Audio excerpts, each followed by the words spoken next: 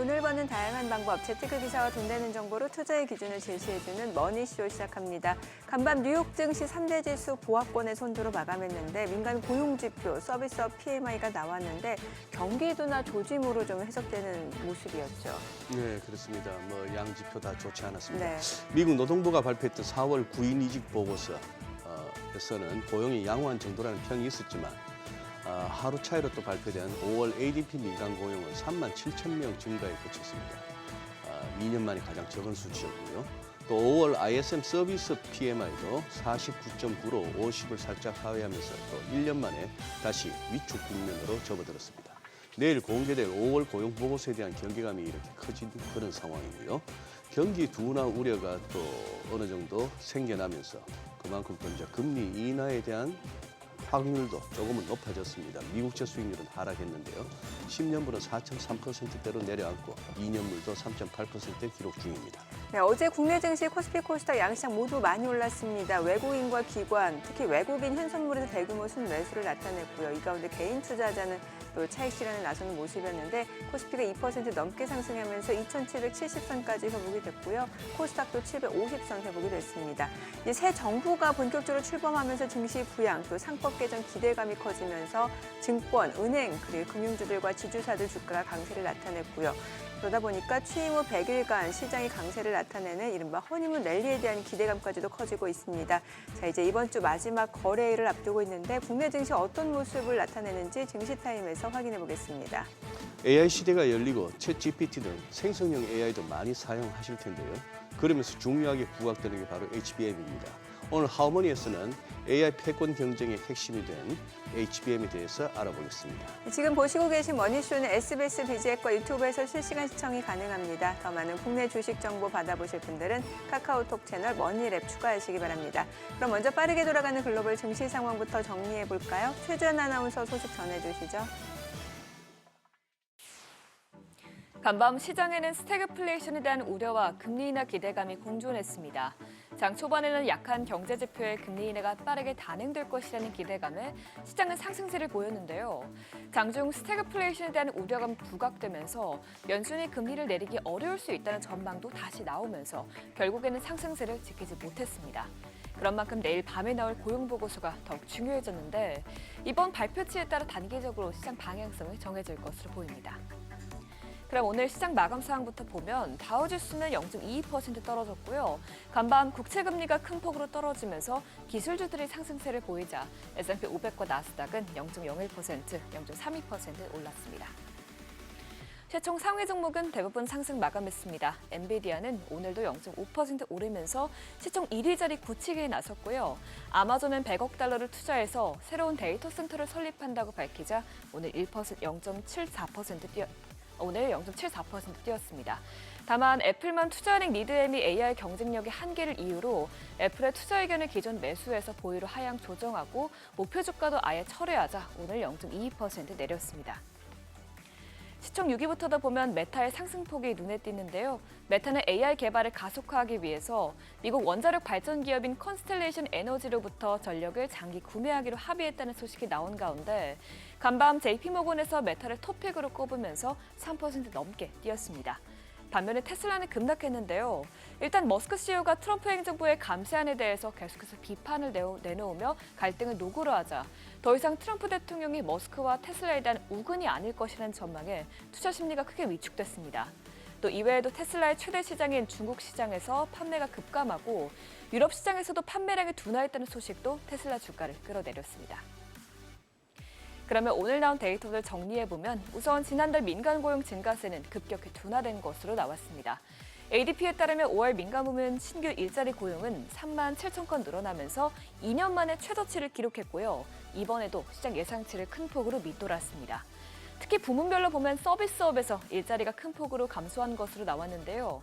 일각에서는 이번 지표를 봤을 때 아직 미국 노동시장이 침체한 것은 아니지만 내일 공개될 비농업 고용보고서 수치가 예상보다 약하게 나올 수 있다고 평가했습니다. 이번 5월 고용보고서가 어떻게 나올지에 따라 시장 내러티브가 확실히 바뀔 수 있어 주의해 봐야겠고요. 또 이런 가운데 ISM 서비스 PMI는 1년 만에 위축 국면으로 돌아선 것으로 나왔습니다. 하위 지수 중에서는 신규 주문 지수가 큰 폭으로 하락하면서 이 위축세를 이끌었는데요. 이는 관세로 인해서 여전히 기업들이 수요 예측과 계획 수립에 어려움을 겪고 있기 때문이라고 조사 측은 설명했습니다. 반대로 가격 지수는 2022년 11월 이후 최고 수준까지 오르면서 인플레이션 압력이 여전히 고조되고 있는 것으로 나타났는데 이번 지표들을 보면 관세 인상이 서비스업 수요와 인플레이션 모두에 직접적인 영향을 미치고 있는 것을 알 수 있습니다. 또 FOMC 회의의 기초 자료로 쓰이는 이 연준 베이지북에서도 경제가 둔화되지만 물가는 오르고 있는 것으로 나타났습니다. 지난 4월 베이지북에서는 4개 지역에서 경제활동 감소가 포착됐다면 이번에는 6개 지역으로 늘어났고요. 또 12개 지역 모두 전반적으로 경제활동이 지난 보고서 이후 소폭 둔화했다고 밝혔습니다. 이번에도 역시나 관세가 원흉이었는데 보고서는 12개 전 지역에서 정책 관련 불확실성이 높아졌다면서 이는 기업과 가계의 경제활동 결정을 신중하게 만들고 있다고 설명했습니다. 반면에 모든 지역에서 고율 관세로 인해서 가격 상당 압력이 커졌다면서 대부분 지역에서 물가 상승이 점점 가속화되고 있고 또 일부 지역은 심지어 비용 상승이 상당했다고 밝혔습니다. 관세로 인해서 경제와 물가는 경제는 둔화하고 물가는 오르는데 모르는 이 스태그플레이션에 접어드는 걸 수도 있겠습니다.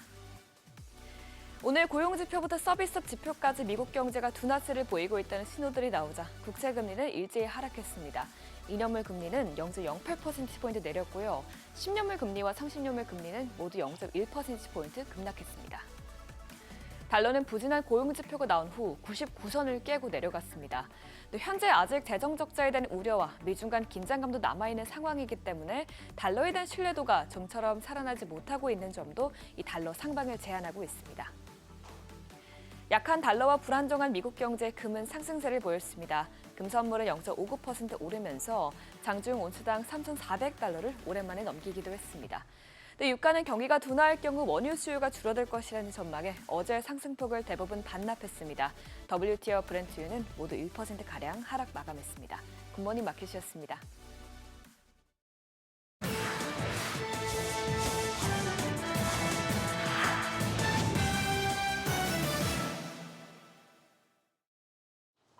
외신이 주목한 주요 이슈들 짚어보겠습니다. 먼저 AP통신입니다. AI 인프라 확장에 드라이브를 걸고 있는 아마존 소식 전했는데요. 이번엔 100억 달러, 우리 돈 13조 원이 넘는 돈을 들여 미국 노스캐롤라이나주에 신규 데이터 센터를 구축할 계획입니다. 앞서 조지아주에 110억 달러 투자를 발표한 지 불과 5개월 만인데 아마존은 올해 자본 지출로 최대 1,000억 달러, 136조 원을 책정했고요. 이 중 대부분이 인공지능 관련 프로젝트에 투입될 예정입니다. 앤드제시 CEO는 평생 한 번뿐인 사업 기회라고까지 말하면서 AI에 올인하고 있는데 지난 2월 생성형 인공지능을 탑재한 알렉사 플러스를 발표하고 직후 이용자를 대신해 스스로 작업을 수행할 수 있는 새 AI 모델 노바 액트를 선보이는 등 막대한 투자를 아끼지 않고 있습니다.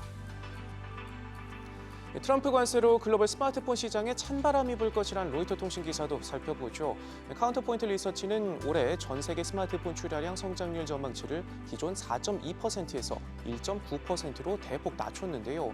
특히 애플 아이폰은 기존 4%에서 2.5%로 내렸고 삼성 스마트폰은 기존 1.7% 증가해서 성장 없는 정체 제로 성장으로 하향했습니다.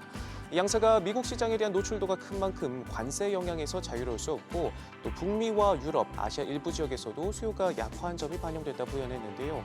전반적인 하향 전망 속에서도 중국 화웨이만큼은 출하량이 전년 대비 11%나 늘어날 것으로 본점에도 눈길이 쏠립니다. 오픈 AI가 엔터프라이즈 시장에서 눈에 띄는 성과를 내고 있습니다. 석 달 만에 유료 기업 고객 수 300만 명을 돌파하면서 마이크로소프트, 구글 등과의 경쟁에서 시장 점유율을 빠르게 늘리고 있는데요. 기업 시장에서 오픈 AI 기술적 종합력이 특히 주목을 받고 있는데 구체적인 업무 적용이 가능해진 생산성 중심의 기능들과 철저한 데이터 보안 정책이 고객들을 끌어모으고 있습니다. 샘 올트먼 CEO는 이제 기업들이 AI를 시범적으로 도입하는 단계를 넘어서 실전 배치에 들어서고 있다며 빠르게 경험하는 기업일수록 후속성과도 크다 강조하기도 했습니다. 중국이 히토류 수출을 통제하면서 자동차 업계가 긴장하고 있습니다. 중국이 90% 이상을 공급하고 있고 자동차 생산에서 안 쓰이는 곳이 없을 정도인 핵심 재료로 꼽히기 때문인데요. 이 때문에 실제 유럽 부품업체 여러 곳이 공장 가동을 중단하기까지 했는데 지난 4월 이후 중국 당국의 신청한 수출 허가의 4분의 1만 승인됐고 나머지는 거부된 것으로 전해졌고요. 미국의 자동차 제조업체들은 일부 부품 생산을 아예 중국으로 이전하는 방안까지 고려하는 등 대체 품착에 나서면서 생산이 멈춰서 위기에 처했다 토로하고 있습니다. 미국과 관세 전쟁을 벌이다 보잉 항공기를 돌려보냈던 중국이 유럽 에어버스 항공기를 최대 500대 주문하는 방안을 검토 중입니다. 실제로 성사되면 중국이 주문하는 항공기 규모로는 역대 최대가 되는데 수교 50주년을 기념해 마크롱 프랑스 대통령 등 유럽 지도자들이 중국을 방문하는 시점에 맞춰 이뤄질 것으로 알려졌고요. 블룸버그는 중국이 유럽과의 협력은 강화하고 갈등 관계인 미국엔 경고 메시지를 보내기 위한 포석이다라고 평가했습니다. 트럼프 미디어 그룹이 비트코인 상장 지수 펀드에 본격 가세했습니다. 트루스 소셜과 연계된 ETF 상장을 위해 신청서를 제출했는데요. 규제 당국의 정식 심사를 위한 첫 관문에 발을 들인 겁니다. 트럼프 그룹은 가상자산업계의 연계도 공고히 하고 있는데 앞서 열린 비트코인 2025 행사에서 주식과 전환사채 25억 달러, 우리 돈 3조 4천억 원어치를 발행해 그 자금으로 비트코인에 투자할 계획이라고도 발표해 주목을 받았고요. 이에 앞서 크립토닷컴과 협력해 디지털 자산 기반 ETF 등 다양한 상품 출시를 예고하면서 전통 금융과 가상자산에 있는 교두부 역할로 투자 확산의 신호탄이 될 수가 있다는 기대도 나오고 있습니다. 지금까지 글로벌 비즈였습니다. 어제장에서 이슈가 있었던 업종 살펴보는 기업 이슈 시간입니다. 이재명 대통령이 제21대 대통령에 당선되면서 새 정부에 대한 기대감이 반영되며 어제 코스피가 3% 가까이 급등했는데요. 그러면서 그간 이재명 대통령이 공약으로 내세운 정책 관련주가 일제히 좋은 흐름을 보였습니다. 먼저 이재명 대통령이 AI를 1호 공약으로 내세운 만큼 관련주가 강하게 시세 분출했는데요. 이재명 대통령의 AI 육성 방안의 핵심은 국가 주도의 전방위 투자인데 100조 원 규모의 민관 합작 펀드를 조성해서 고성능 GPU 5만 개를 확보하고 전국 단위의 AI 데이터 센터를 구축하겠다고 밝혔습니다. 또한 국민이 누구나 생성형 AI를 무료로 활용하는 모두의 AI 프로젝트도 제시했는데요. 더불어서 AI 산업 생태계 확장에도 나설 예정입니다. 마감 상황 보면 코난 테크놀로지 상한가 기록했고요. 솔트룩스도 22% 가까이 강하게 시세 분출했고 와이즈너 15.25%, 마음 AI도 13% 넘게 뛰었고요. 스카이도 11% 가까이 시세 분출했습니다. 이재명 대통령의 당선으로 상법 개정에도 속도가 붙을 것으로 전망되면서 지주사 관련주가 급등했습니다. 앞서 이 대통령은 취임한다면 상법 개정을 최대 3주 안에 처리할 거라고 밝힌 바 있는데요. 이 대통령이 추진하는 상법 개정의 핵심은 이사의 충실 의무 대상을 회사에서 회사 및 주주로 확대하는 거죠. 이와 함께 집중투표제 활성화와 감사위원 분리선출 확대 관련 내용이 담길 것으로 보이는데요. 그러면서 증권가에선 향후 상법 개정과 같은 정책적 제도 정비와 지주회사의 중장기 기업가치 제고 및 주주환원 확대가 동시에 이루어진다면 최근 지주사의 주가 상승은 시작에 불과하다는 분석이 나오고 있습니다. 마감 상황 보면 솔브레인 홀딩스가 22% 가까이 시세 분출했고요. 하나도 21% 가까이 강세 보였고 오리온 홀딩스 19.11%, 원익홀딩스도 15% 넘게 뛰었고 SK스퀘어도 13% 넘게 상승으로 마감했습니다. 내수 부진과 낮은 경제 성장률에 대한 우려가 커지면서 후보들의 경제 정책이 그간 특히 주목됐었죠. 이에 따라 새 정부에서 역점 사업으로 추진할 것으로 전망되는 지역 화폐에 관심이 쏠리면서 관련주가 급등했습니다. 이 대통령은 이미 정책 공약집에서 지역화폐 발행과 운영에 관한 행정 및 재정적 지원을 국가 의무사항으로 규정한다고 밝혔는데요. 더 나아가서 차기 집권 시 정부와 지방자치단체 등이 지원하는 지역화폐의 할인율을 현행 6% 수준에서 10%까지 늘리겠다는 구상도 언급했습니다. 또 특히 이른 시일 내에 추진 가능성이 점쳐지는 추가 경정 예산에 대해서 어제 이한주 더불어민주당 민주연구원장이 만약 지역화폐가 추경에 포함된다면 민생 예산 쪽으로 포함되어야 할 것 같다고 말해 추진에 더욱 속도가 붙을 것으로 관측되고 있습니다. 마감 상황 보면 후나아이가 상한가 기록했고요. 쿠콘도 24% 넘게 시세 분출했고 웹캐시 13% 넘게 뛰었고요. 유라클은 11% 가까이 강세 보였고 갤럭시와 머니트리도 4% 넘게 상승 마감했습니다. 마지막으로 이재명 대통령의 공약으로 재생에너지도 빼놓을 수 없죠. 이 대통령이 에너지 정책과 관련해서 원전보다는 재생에너지 중심으로 전환하겠다고 발언하면서 그간 태양광과 풍력 등 관련주가 급등했었습니다. 앞서 이 대통령은 정책 공약집에서 친환경 재생에너지 대전환과 아리백 실현의 대표 공약으로 내걸었는데요. 오는 2030년까지 서해안 에너지 고속도로와 2040년 완공을 목표로 U자형 한반도 에너지 고속도로를 건설하겠다고 언급했습니다. 이를 위해 구조적 해법으로 정부 부처 개편을 통한 기후에너지부 신설도 공약했는데요. 또한 해상풍력과 태양광 발전 등 신재생 에너지 사업 이익을 지역 주민에게 공유하는 햇빛과 바람연금을 전국으로 확대하겠다고도 약속했습니다. 이에 대한 기대감에 어제 관련주가 날아올랐는데 마감 상황 보면 한화가 21% 가까이 시세 분출했고요. 파루도 13% 넘게 뛰었고 KCC 7.62%, 한솔테크닉스와 코미코 모두 7% 넘게 강세 보였습니다. 지금까지 기업 이슈 전해드렸습니다.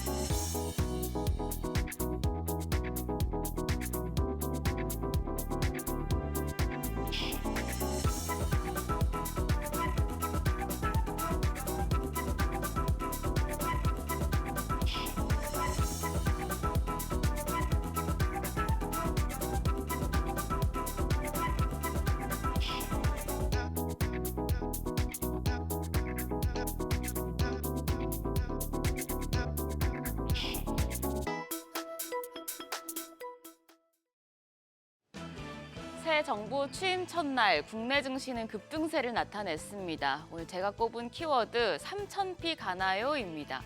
허니문 랠리가 지속될 것이란 전망이 나오면서 연말 코스피 3,000피 기대감이 점점 더 커지고 있습니다. 시장 어디까지 올라갈 수 있을까요? 3,000피일까요? 아니면 또다시 차익 실현이 나올까요? 어제장 복귀하면서 오늘장 투자 포인트 체크하시죠. 시장 어제 굉장히 좋았습니다. 코스피가 2.7% 가까이 상승해서 2,770포인트, 10개월 만에 최고치였습니다. 코스피 상승률은 2000년대 들어서 치러진 대선 직후 첫 거래일 기준으로 최고 수준입니다. 코스닥도 1.34% 상승했습니다.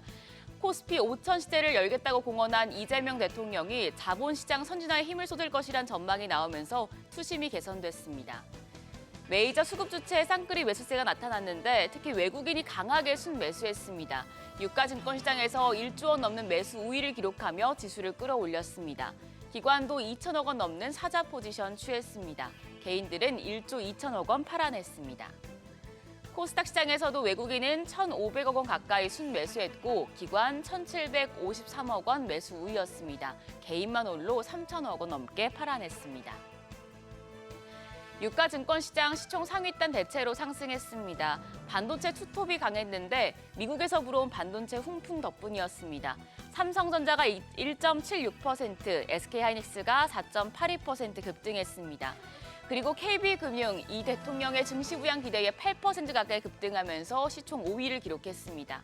밖에 HD 현대중공업은 보합, 셀트리온만 탑10 중에 유일하게 약세였습니다. 코스피 탑10은 종목별로 희비가 엇갈렸습니다. 같은 제약바이오 섹터 내에서도 알테오제는 9% 가까이 급등했습니다. 미국 경쟁사를 상대로 한 특허 무효 심판이 개시됐다는 소식에 영향을 받았습니다. 반면 펩트론, 한가까지 밀렸습니다.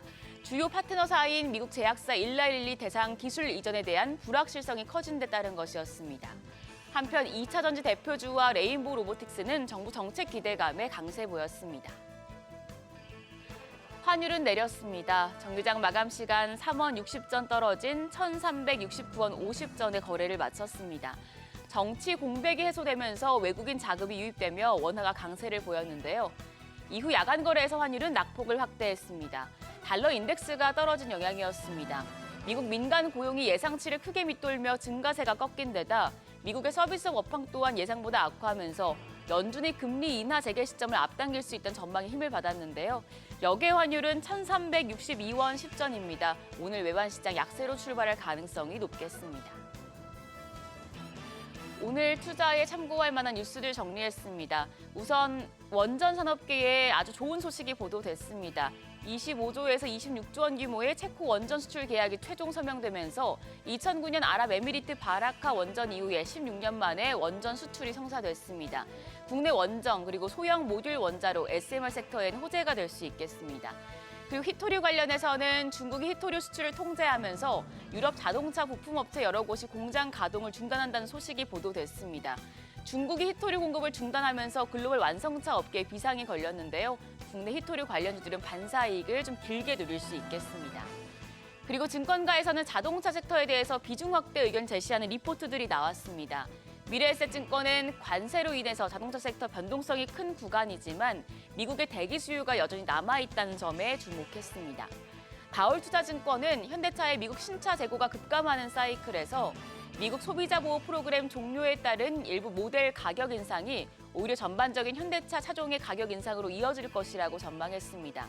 그러면서 관세 부담을 소비자에게 전가하게 되며 관세에 대한 우려가 불식되고 주가가 반등하는 계기가 될 수 있다고 분석했습니다.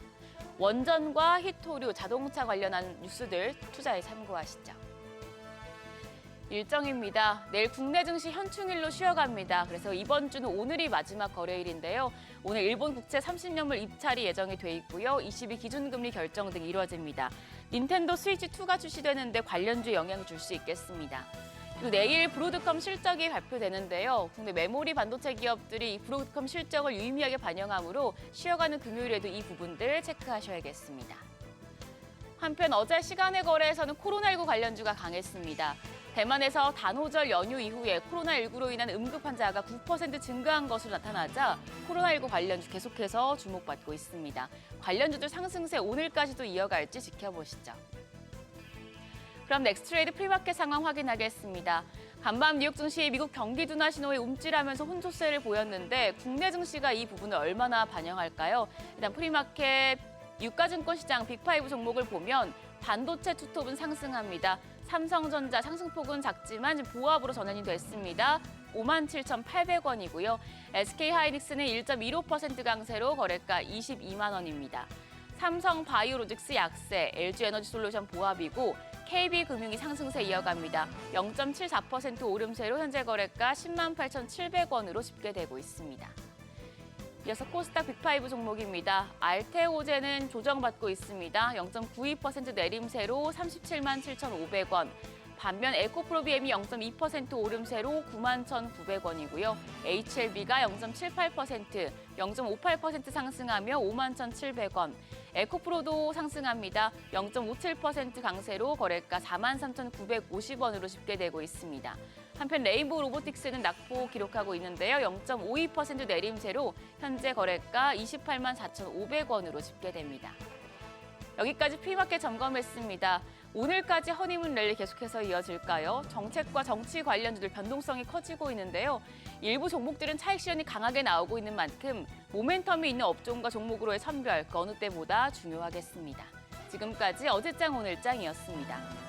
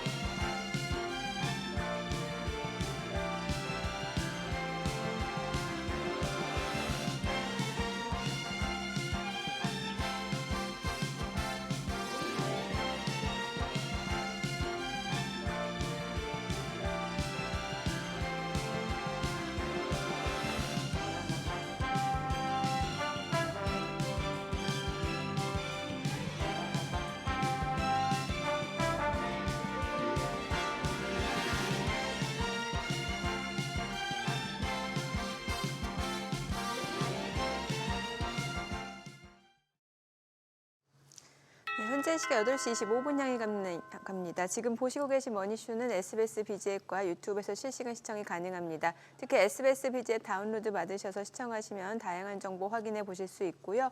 또 더 많은 정보 원하시는 분들, 주식 정보 원하시는 분들은 카카오톡 채널에서 머니를 검색하셔서 친구 추가하시면 됩니다. 자, 이제 중요한 또 지표가 나왔습니다. 사실 이번 주에 고용 지표가 대거 발표될 예정이었는데 이제 ADP ADP 민간 고용 네. 그 전날 나온 것과는 좀 다른 모습이어서 시장에서는 약간 좀 우려 섞인 시각이 있는 것 같고 이러다 보니까 오히려 금리 연준이 올해 한 2차례 인하하지 않을까라는 기대감이 있었다가 이거 다시 생각해보니까 경기도는 아니냐 또 이런 반응들이었던 것 같아요. 아, 그러니까 요즘 뭐 지표도 예. 이제 왔다 갔다 하는 데다가 근데 전반적으로 지표의 질은 좋지 않은 건 분명한데요. 네. 어제 ISM 서비스 지수 같은 맞아요. 경우 굿모닝 마켓에서 이렇게 세부 지표까지 소개를 해드렸습니다만 신규 주문 지수는 확 떨어지고 네. 반면에 이제 비용 관련한 지수는 올라가니까 그야말로 스태그플레이션적인 그런 지표 흐름이긴 한데 그렇죠. 예. 그러니까 뭔가 이제 관세 정책에 대한 불확실성이 있다 보니까 뭐 신규 주문 자체는 지연시키고 이런 상황인 거죠. 그러니까요. 예. 또 이 시간 무렵에 확인하는 미국 지수 선물 흐름은 보면 늘 약보합이에요. 네. 요즘. 예. 근데 또 막상 장 열리면 또 이런 출렁출렁인 변동폭이 꽤 있죠. 그러고 나서 또 이렇게 잘 안 빠지면서 네. 그렇게 가고 있고 유럽 증시도 슬쩍 또 이렇게 차트가 그림이 약간 달라지려 그러나 어떻게 좀 달라져요? 무거운 모습이었는데 네. 이걸 꾸역꾸역 기어이 뚫고 고점을 높여갈 듯한 시도인데 아직 뭐 약간 고비는 남았습니다. 그런 상황이고 어제 우리는 뭐 한 이틀치 바깥에서 올라갔던 거 한꺼번에 반영하는 거에다가 또 대선 이후에 네. 이른바 불확실성 확 뭐 해소 또 그리고 어떤 정책 기대감 등등이 그렇죠. 엮이면서 야 그래도 외국인이 그렇게 화끈하게 살 줄이야. 현선물 매수 규모가 어마어마하더라고요. 네. 예. 그리고 지금 야간 선물 흐름으로 봐서도 뭐 미국에 비해서 우리는 오히려 계속 더 좋을 수도 있어요 하는 이렇게 시사점을 던지는데 한번 뚜껑을 한번 열어봐야 될 것 같습니다. 네, 오늘 네. 함께해 주실 분 모셔보겠습니다. 최석원 이코노미스트 함께합니다. 어서 오세요. 어서 오십시오. 안녕하십니까. 예. 네. 어떻게 회사에 매여 계실 때보다는 요즘 어떻게 좀 여유는 있으시죠? 예, 아무래도 뭐 회사에 있을 때보다 회사에 있을 때 또 좀 여러 가지 스트레스들이 아무래도 있지 않습니까? 그렇죠. 경영 네, 상황이나 이런 것들 때문에. 네. 그런데 지금은 이제 그것보다는 예. 이 시장도 또 보고 네. 또 다른 일도 하면서 좀 주변을 살펴볼 수 있으니까 훨씬 네. 더 좋은 것 같습니다. 원래 뭐 타고난 처음부터 애널리스트의 이코노미스트 기질이시니까 사람들하고 엮이면서 받는 스트레스보다 시장 보면서 이 시장이 잘 안 보이거나 해석이 안 될 때도 스트레스는 있습니다만 네, 훨씬 사람으로- 재미있는 일을 하고 있는 거니까 제 스스로. 그렇죠. 예.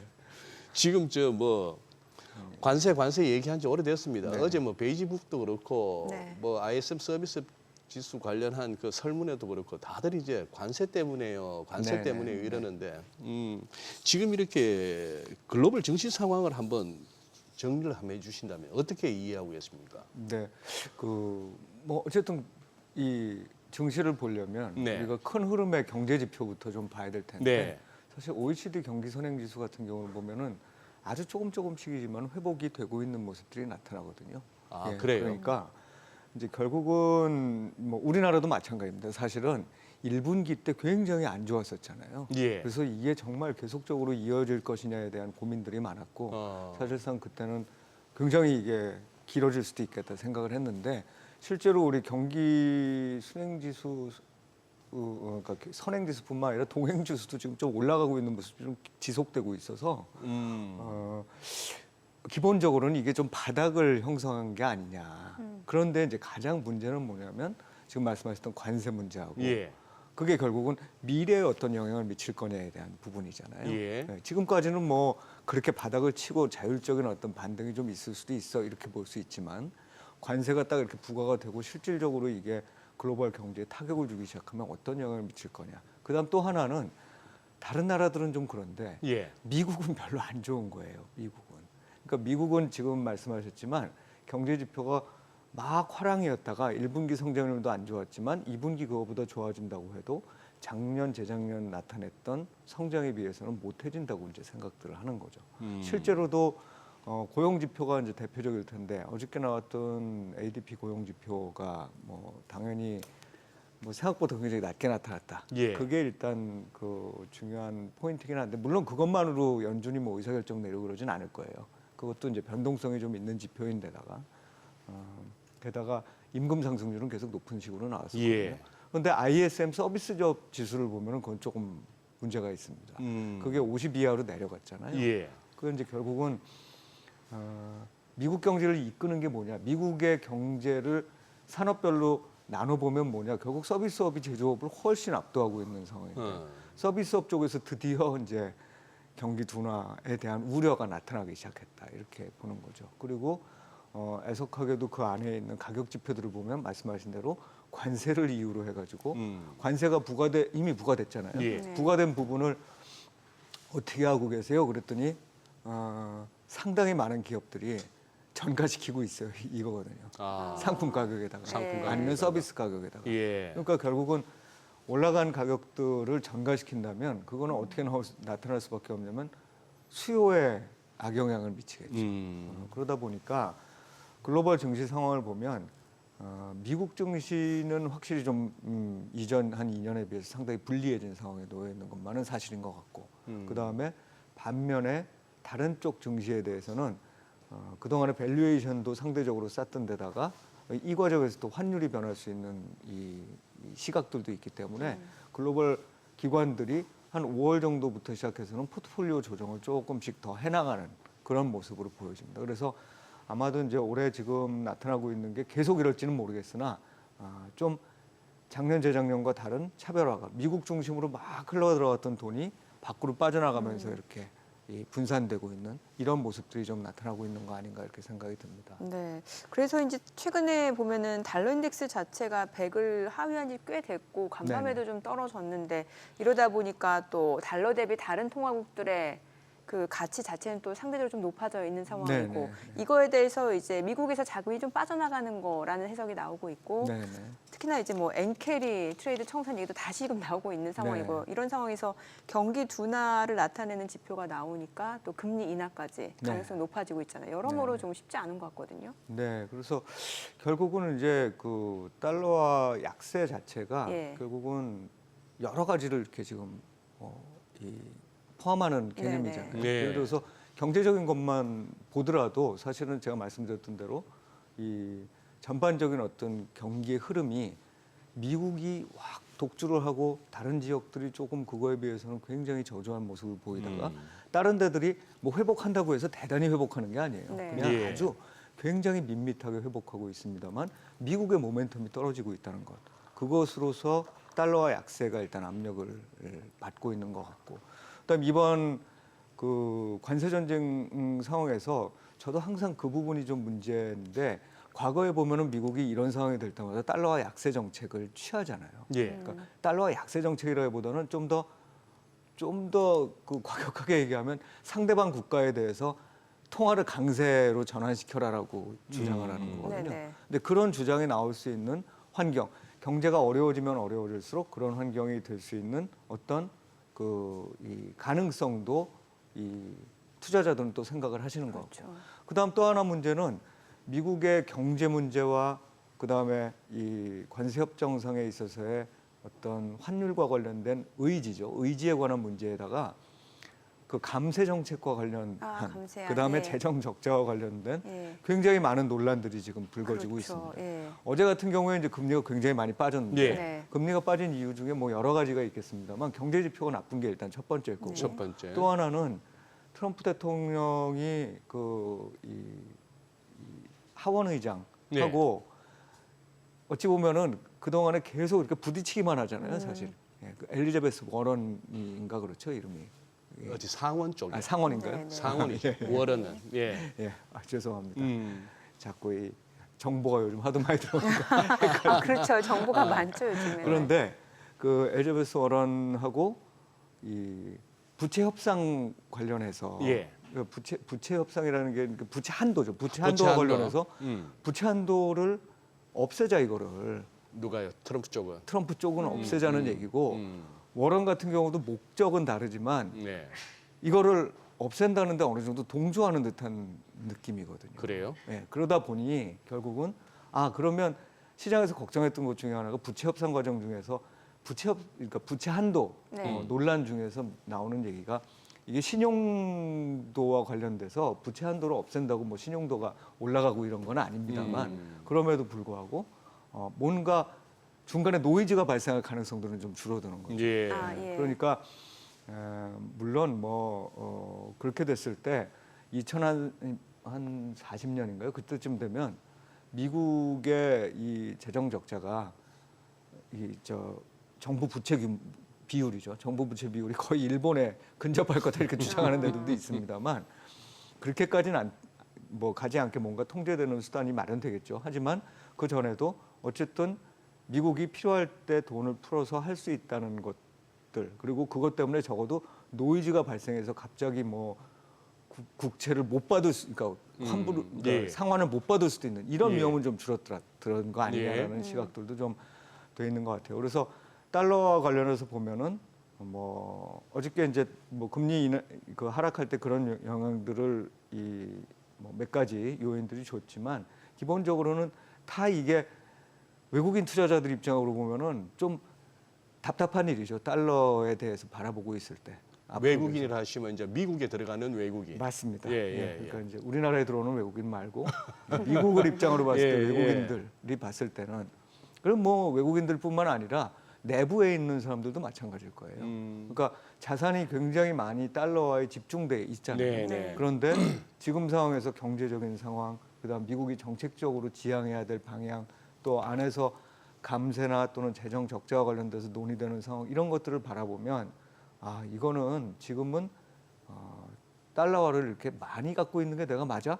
이런 생각을 충분히 할 수 있고 그렇게 되면 전체적으로 달러를 모두 다 버리고 갈 수는 없겠지만 네. 그럼에도 비중 조절에 대한 수요들이 생길 것 같고 그 비중 조절에 대한 수요들이 결국은 상대적으로 그럴 법한 자산들로 옮겨가는 과정들이 있을 수 있다는 거죠. 그래서 뭐 그중에 한국 증시가 반드시 포함되느냐 그건 아니겠지만 어쨌든 또 대선 치러지면서 우리나라 시장을 과거와는 다르게 조금 더 선진화시키겠다는 얘기들이 조금 구체화되고 있기 때문에 그런 측면까지 반영된 게 아마 이제 어제 그 좀 빠르게 움직인 외국인들의 그 매수 아니었겠느냐 이렇게 생각이 듭니다. 지금 좀 전에 화면에 하단에 나왔잖아요. BBB. 그 네. 10년 동안 미국의 그 부채 자체가 2조 4천억 달러가 증가될 것으로 예상된다. 이 크고 아름다운 법안에 대해서 최근에 머스크는 대놓고 지금 공격하고 있잖아요. 그렇죠. 혹시 그 들어서 보셨어요? 그 쿠엔틴 타란티노 감독 킬빌 이미지 올려가지고. 그 무슨 내용이죠? 아 킬빌 영화를 보신 분들은 아는데 그 거기서 보면 비를 죽여라라는 게 있어요.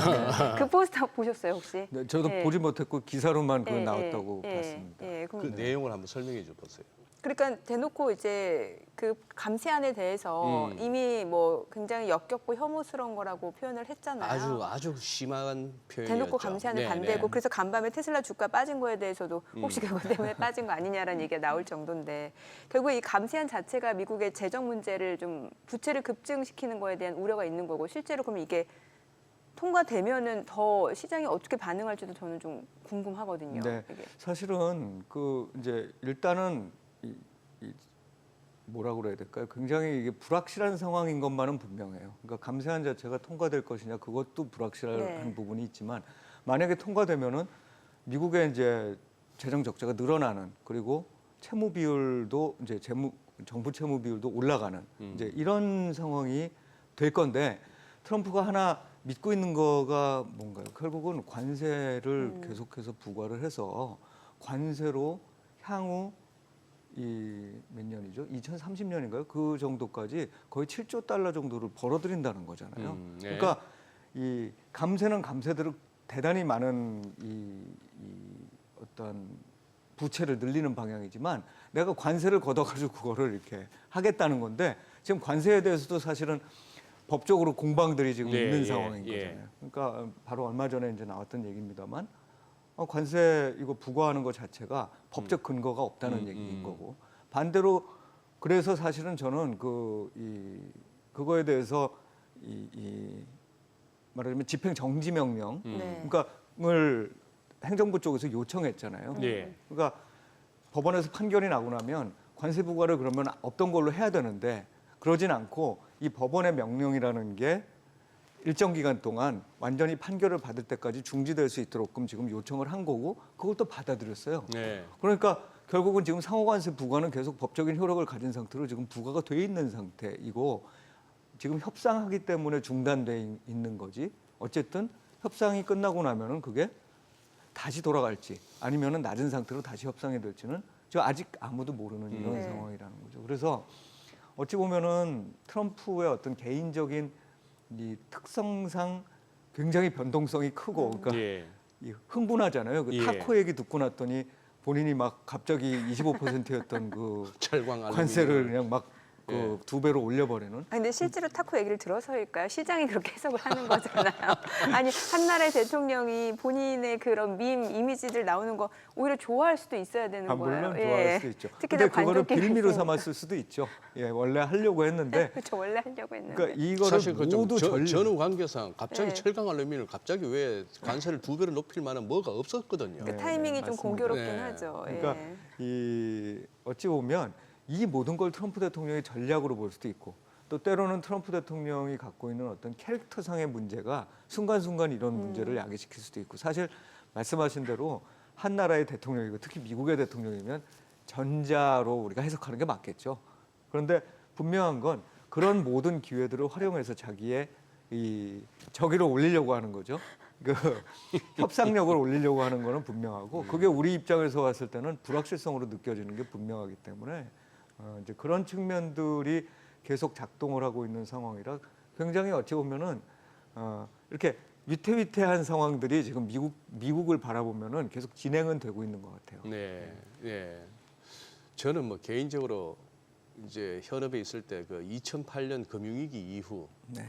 미국 의회나 무슨 미국 정치권에서 그야말로 뭐 타프 이런 거 해가지고 한꺼번에 7,500억 네네. 달러를 갖다가 어떤 국민적 합의나 이런 거 없이 확 그냥 월가 지원하고 그 이후 양적 완화 이런 식으로 해왔을 때 궁금했던 게 야, 이 나중에 이 후가가 어떻게 될까 결과가 네네. 그게 굉장히 궁금했는데 그걸 확인하기도 전에 코로나가 터졌을 때 네. 그때만큼이나 또 갖다 뿌려버렸을 때는 네네.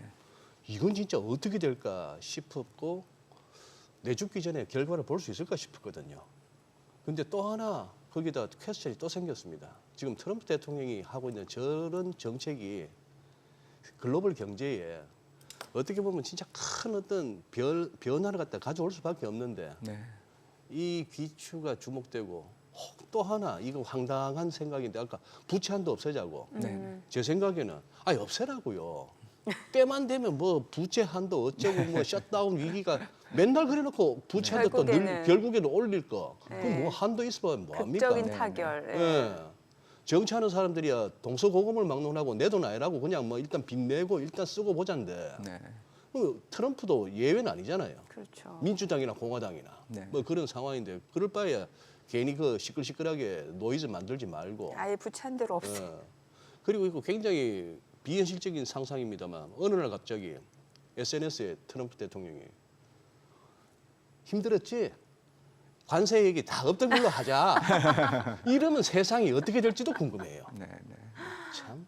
아마 근데 그러지는 않을 것 같아요. 어쨌든 그렇죠. 트럼프 대통령 그러면 진짜 타코 되는 거잖아요. 네, 이게 네. 그러니까 트럼프 대통령이 된 이유하고도 이제 관련이 있을 텐데 결국은 트럼프 대통령이 해결하고자 하는 부분은 분명히 있죠. 그건 뭐냐면 가능할지 아닐지 모르지만 미국의 그 러스트벨트라고 하는 그 정말 쇠락해진 그 지역을 어떻게 되살릴 수 있을까?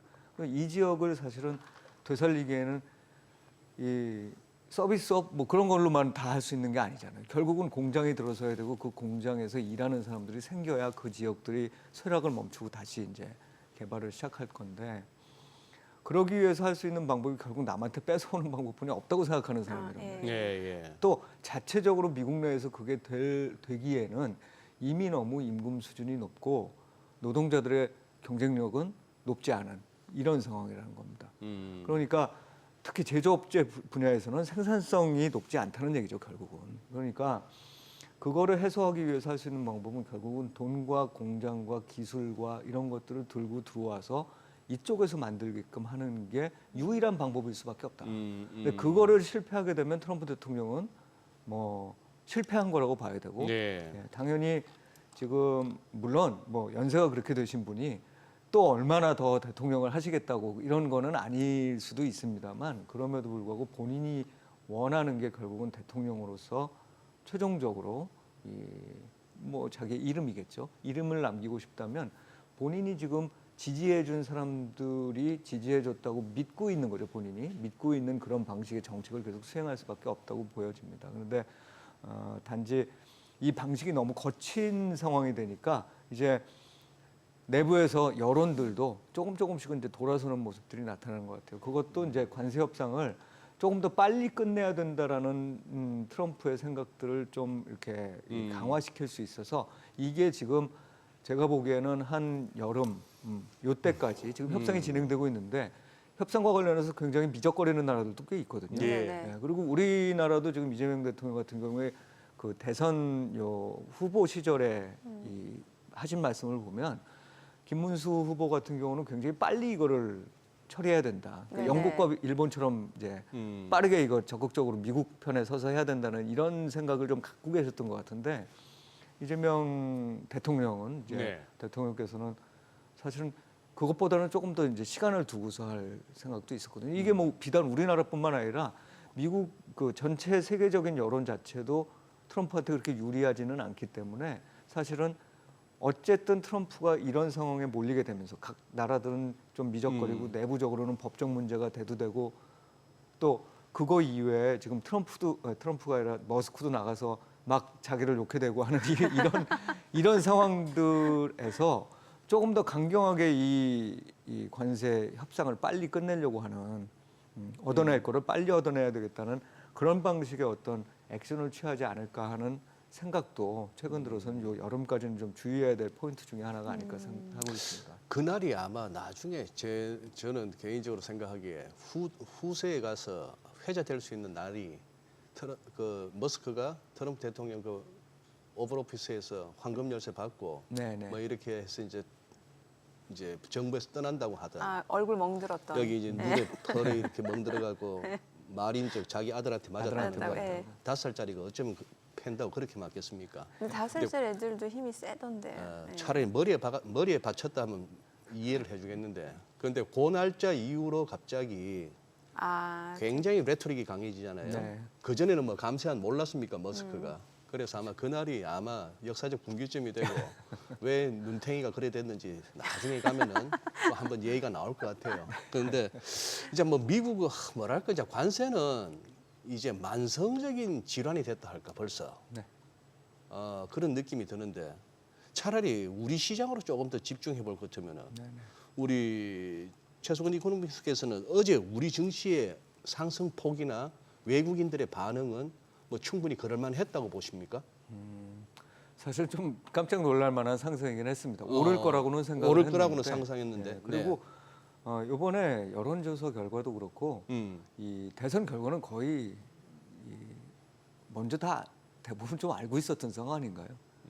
그렇지 않으신가요? 저만 뭐. 그렇게 생각하는지 모르겠습니다만 네. 사실은 이 전체적인 대선의 흐름이 어쩌면 요 여론조사 결과가 발표되기 직전까지도 굉장히 큰 차이를 두고서 이 여론조사 결과가 나타났기 때문에 이제 그렇게 알고 있었던 상황임에도 불구하고 어떻게 그렇게 반응을 한 거는 어쨌든 뭐 대선의 효과가 일단 크긴 크지만 그밖에 여러 가지 요소들이 다 지금 좀 맞고 있다고 생각이 들어요. 그 맞고 있는 부분 중에 대표적인 게 환율과 관련돼서 아까 말씀을 드렸던 저는 사실 환율이 이번 여름까지 좀 불안할 거로 생각을 했는데 굉장히 빠른 속도로 이게 미국의 그런 문제점들이 노정이 되고 문제점이나 또는 의지가 노정이 되면서 약세가 조금 완만하게나마 계속 진행이 되고 있는 이런 부분들이 결국 외국인 투자자들의 포트폴리오 조정에 힘을 이렇게 실어주는 이런 상황이 같이 맞물린 게 아니냐. 게다가 아까 제가 말씀드렸던 경제 지표도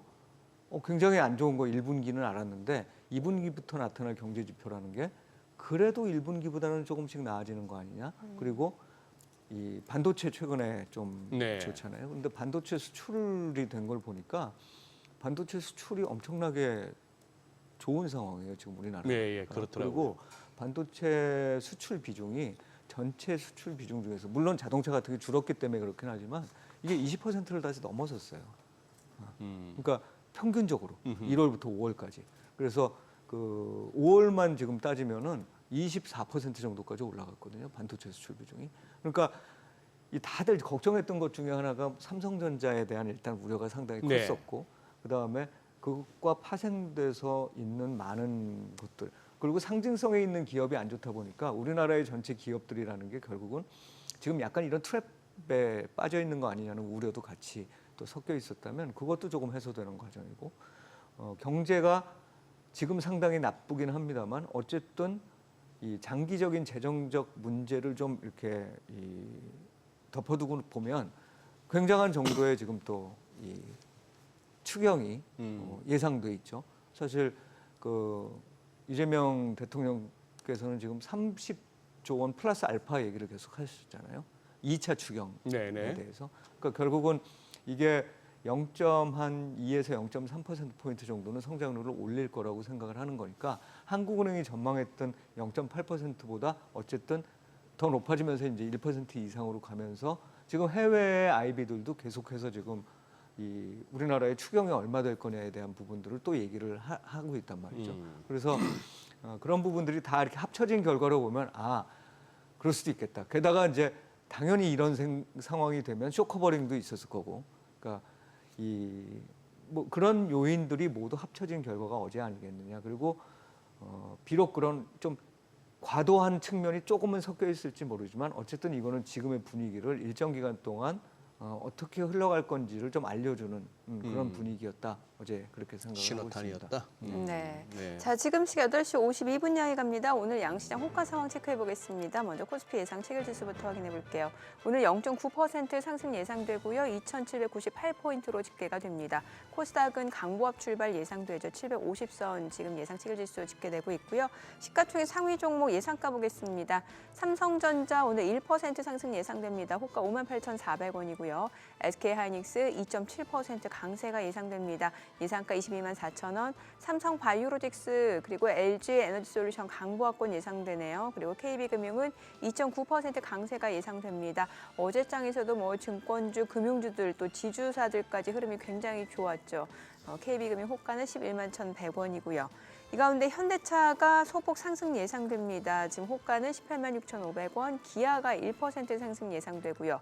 삼성전자 우선주 0.6% 오름세 예상됩니다. 예상가 4만 7,800원. 하나 에어로스페이스가 1.5% 상승 예상되고요. 호가는 85만 8천 원. 어제 상대적으로 조선주들이 좀 주춤하는 모습이었는데 HD현대중공업 지금 보시다시피 6% 강세가 예상되고요. 예상가는 45만 4천 원으로 집계가 됩니다. 코스닥 시가총액 상위 종목 예상가 보겠습니다. 알테오젠 오늘 0.3% 상승 예상됩니다. 호가 38만 2,500원이고 에코프로비엠 에코프로 지금 보합권 예상되고요. HLB는 0.58% 상승 예상됩니다. 이 가운데 레인보 로보틱스가 0.3% 하락 예상되고요. 호가는 28만 5천 원이죠. 휴젤이 0.3% 오름세 예상됩니다. 호가 33만 5천 원. 파마리서치 1% 상승 예상되죠. 예상가 48만 5천 원이고요. 리가캠바이오는 보합권 예상됩니다. 클래시스 이 가운데 0.68% 오름세 예상되고요. ABL 바이오 호가는 7만 5,700원으로 0.9% 하락 예상됩니다. 오늘도 일단 호가 분위기만 놓고 봤을 때는 뭐 대형주들의 강세가 좀 예상이 됩니다. 뭐 오늘장까지도 외국인이 또 현선물 매수를 해준다라고 하면은 시장 계속해서 좀 랠리에 대한 기대감 커지겠네요. 예. 땡길 것 같네요, 외국인들이. 네. 이왕 시작한 거 네. 어제 하루짜리 뭐 단탄 이런 개념이 아니고 뭔가 이렇게 추세를 한번 만들어 보겠다는 의지가 네. 보이니까 이럴 때는 좋은 방법이 있는데 무슨 오늘 3,000포인트 갈 수 있는 방법이 뭐예요? 우리 개인 투자자들이 전부 그냥 오늘 매수예요? 아니 뭐요? 안 팔면 돼요. 아, 안 판다. 매물만 안 내놓으시면은 그럴 때 그냥 오늘은 그냥 놓으시라고 그냥 공기도 맑고 날도 좋은데 아, 이럴 또 때는 내일 또 현충일. 그러니까 일찌감치 네. 오늘 그냥 어디 그냥 오전부터 개장 시점에 외국인 순매수 보이고 뭐 지금 동시효과 정도 보이면은 오 됐어 하면서 굳이 뭐 저 위에다 대놓지 마시고 그래 하면서 한번 매물 공백 사태를 한번 만들어 보죠 뭐. 이럴 때도 대형주 없으신 분들은 소외감 느끼겠는데. 대형주 없으신 네. 분들. 그렇잖아요. 금융주 없으신 분들, 지주사 뭐. 아니 근데 참 나오신 김에 여쭤보고 싶은데 네. 지금 이 최근에 지주사 종목들이 그렇게 날아가는 거는 어떻게 해석해야 됩니까? 뭐 여러 가지 그 요인들이 일단 뭐 시장이 좋다는 여러 가지 요인들이 있지만 그 중에서도 유독이 예. 잘 가니까. 유독 예. 이 잘 가는 이유가 결국은 이 이번 대선 과정을 거치면서 모든 후보들이 그리고 예. 이제 대통령 되신 분도 마찬가지지만 핵심적으로 제시했던 것 중에 하나가 증시 부양을 위해서는 배당이 높아져야 된다는 거였어요. 그러니까 배당 배당이- 성향을 높여야 된다는 배당 성향을 거였고 높여야 된다. 지주에서는 사실 기본적으로 배당 성향이 높아야 되는 회사인 거고 이제 더 배당 성향이 높아지는 그런 회사가 될 거고 그 다음에 이번에 제도적인 측면에서 쪼개기 상장 같이 아, 자회사 이- 물적 분할. 물적 분할, 인적 분할과 네. 관련해서 인적 분할은 뭐 사실 큰 문제가 있는 네, 건 아닙니다만 어쨌든 물적 분할에 대해서 이미 이 주주매수 청구권이 있지만 네, 그거는 네. 2022년 만들었지만 그럼에도 불구하고 자꾸 이게 이 전체 그룹에 이 원래 지니고 있는 가치들을 상장을 가지고 희석시키는 효과가 있다고 보는 거예요. 그러니까 뻥튀기 한다는 네, 거죠. 네. 그러니까 중복 계산되게 네. 해가지고 그러니까 그런 거를 이제 못하게 하겠다. 예. 이제 물론 그게 이제 못하게 한다는 게 정답은 아니라고 봅니다. 왜냐하면 또 자금이 필요해서 증시에서 자금을 조달해 가지고 새롭게 해야 되는 신사업들은 또 그렇게 나눠져서 해야 되겠죠. 예. 그런데 이제 그럼에도 불구하고 많은 부분들이 그런 제약하에서 지주사의 가치를 올리는 방향으로 이렇게 가지 않을까라는, 그러니까 지주사 가치를 재평가하는 방향으로 가는 거 아닌가라는 생각들을 갖고 있는 것 같아요. 물론 이런 뭐 말씀드렸던 제도적 변화가 그렇게 드라마틱하게 이루어지는 게 옳으냐의 부분. 그 다음에 이게 과연 기업들 입장에서 봤을 때 또는 우리 의회, 국회 입장에서 봤을 때 예. 바로 이 대통령이 원하는 내용대로 다 처리될 수 있을지. 뭐 예전보다는 당연히 처리될 수 있는 가능성이 대단히 높아졌죠. 지금은 그 여대 야소 국면이니까. 예. 그렇죠. 그러니까 그렇긴 하지만 그 과정에서 뭐 공청회를 비롯한 여러 가지 것들이 또 이렇게 이루어지고 하는 과정에서 여러 가지 이제 논의들이 있긴 있겠지만 어쨌든 방향성 자체로만 보면 배당을 높이고 그다음 가치가 좀 집중이 되고 하는 부분들, 그러니까 이게 바깥으로 계속 빠져나가지 않는 이제 이런 상황들이 조금 이렇게 지주사에 관련된 기대들을 높이고 있는 것 같아요. 그리고 그게 배당과 관련된 부분에서 보면 사실 최근에 나타나고 있는 금융주의 상승도 네, 예. 마찬가지인 거죠. 그래서 이제 지난번 정부가 돼버렸네요. 일단 지난번 정부에서 밸류 프로그램을 계속 예, 얘기해서 그거에 따른 좀 여러 가지 제도적 장치들을 마련했으면 좋겠다라고 시장은 막 요구하는데 사실 실질적으로 된 거는 그냥 이렇게 공시를 좀 투명하게 하고 뭐 이런 정도였단 말이죠. 그리고 투자자들이 판단하기 좋게 이거를 평가하는 지수를 만들어주고 이 정도에 그쳤는데 이번에 이제 새로 대통령 되신 분은 실제로 상법 개정이 됐던 여러 가지 법적 제도적 장치들을 고쳐가지고 이것들을 확 투자자들한테는 적어도 유리하게 만들어주겠다. 그 얘기인즉슨 배당은 많이 주게 하고 또 거버넌스도 투명하게 하고 이제 이런 부분들이 그동안 저평가의 핵심적인 원인이 그 두 부분이었던 금융주나 지주사 주가에 이제 집중적으로 영향을 지금 미치는 과정이다 이렇게 생각을 해야 되겠죠. 그 중에서도 특히 금융주 다 좋습니다만 증권주는 거의 뭐 날아가다시피 하는데 맞습니다. 최근에 표현으로 치면은 트럼프 대통령이 말했던 로켓처럼 날아갈 거다 하는데 네. 우리나라 증권주에 해당한다고 볼 수 있는데 네. 이거 어떻게 계속 그거는 이제 기본적으로 증권주 자체가 굉장히 밸류가 낮았죠. 많이 낮았고 예, 뭐 PBR로 보면 뭐 말도 안 되는 PBR 수준 0.3배, 4배 뭐 이 정도 수준이었잖아요. 근데 물론 아직도 일부 이제 중소형 증권사 같은 경우에는 PF 관련된 문제들도 남아 있고 해서 예. 그냥 안심하고만 보고 있을 수는 없지만 네. 그래도 대형 증권사 같은 경우에는 그런 것들을 다 처리하고도 남을 만큼의 이익이 지금 창출되고 있는 상황인데다가 밸류는 워낙 낮은 데다가 게다가 그게 사실이 될지 아닐지 모르겠지만 지금 이제 새로 되신 대통령께서 코스피 5천 딱 말씀하셨잖아요. 네네. 그 상징적인 의미긴 하겠지만 예.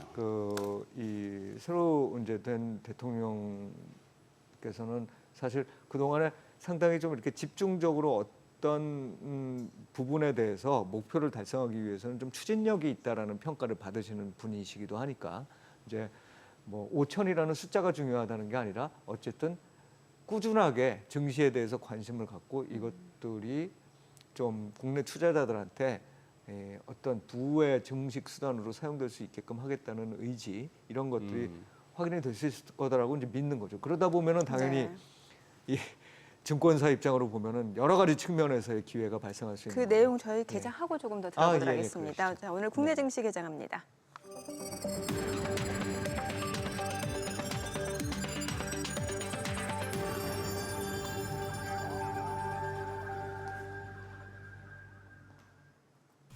네, 6월 5일 목요일 국내 증시 개장했습니다. 어제 코스피 코스닥 양시장 흐름 굉장히 좋았습니다. 새로운 정부 출범에 대한 기대감이 좀 섞이면서 뭐 상법 개정에 대한 기대감이겠죠.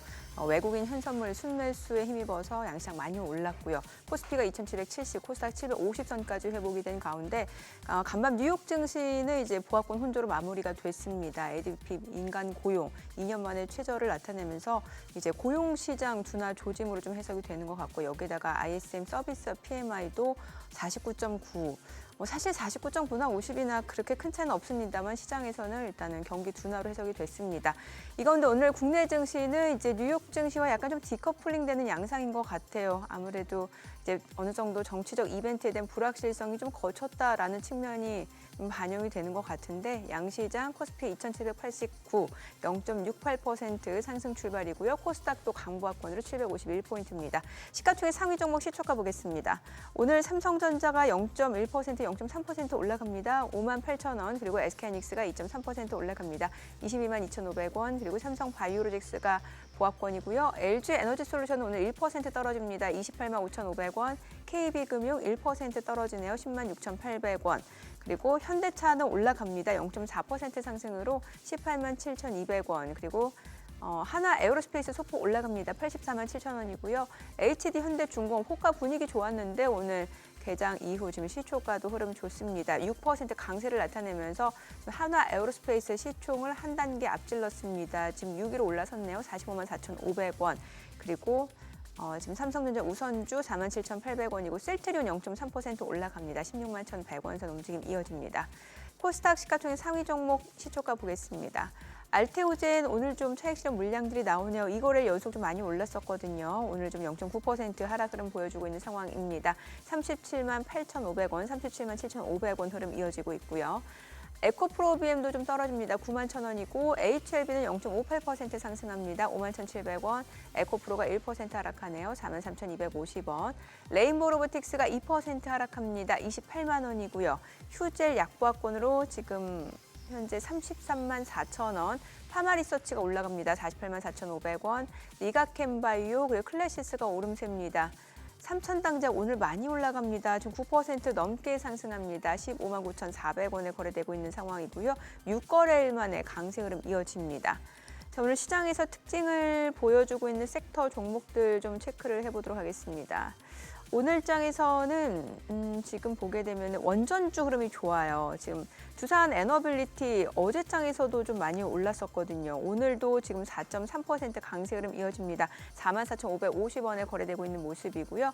한전산업도 20% 급등합니다. 원전주 좀 보여주시면 좋을 것 같아요. 지금 한전산업 20% 급등, 13,680원. 그리고 G2파워도 4.5% 상승합니다. 9,490원. 한전기술도 9% 이상 올라갑니다. 66,900원이고요. 우진엔텍도 7% 강세입니다. 에너토크가 13% 넘게 급등하고 있고요. 서전기전도 지금 10% 오름세입니다. 지금 오늘 원전주름, 보성파워텍도 6% 강세 흐름 이어지고 있는 상황이고요. 최근에 원전주름 굉장히 좋고 오늘 조선주가 다시 한번 상승합니다. 앞서 보셨다시피 HD 현대중공업 지금 시가총액 6위까지 올라섰고요. 한화오션도 2.7% 올라갑니다. HD 한국조선해양도 1.98% 상승하면서 33만 4천 원이고요. 그밖에 삼성중공업, 세진중공업도 1% 안팎으로 올라갑니다. HD 현대미포도 1.7% 상승 보여주고 있습니다.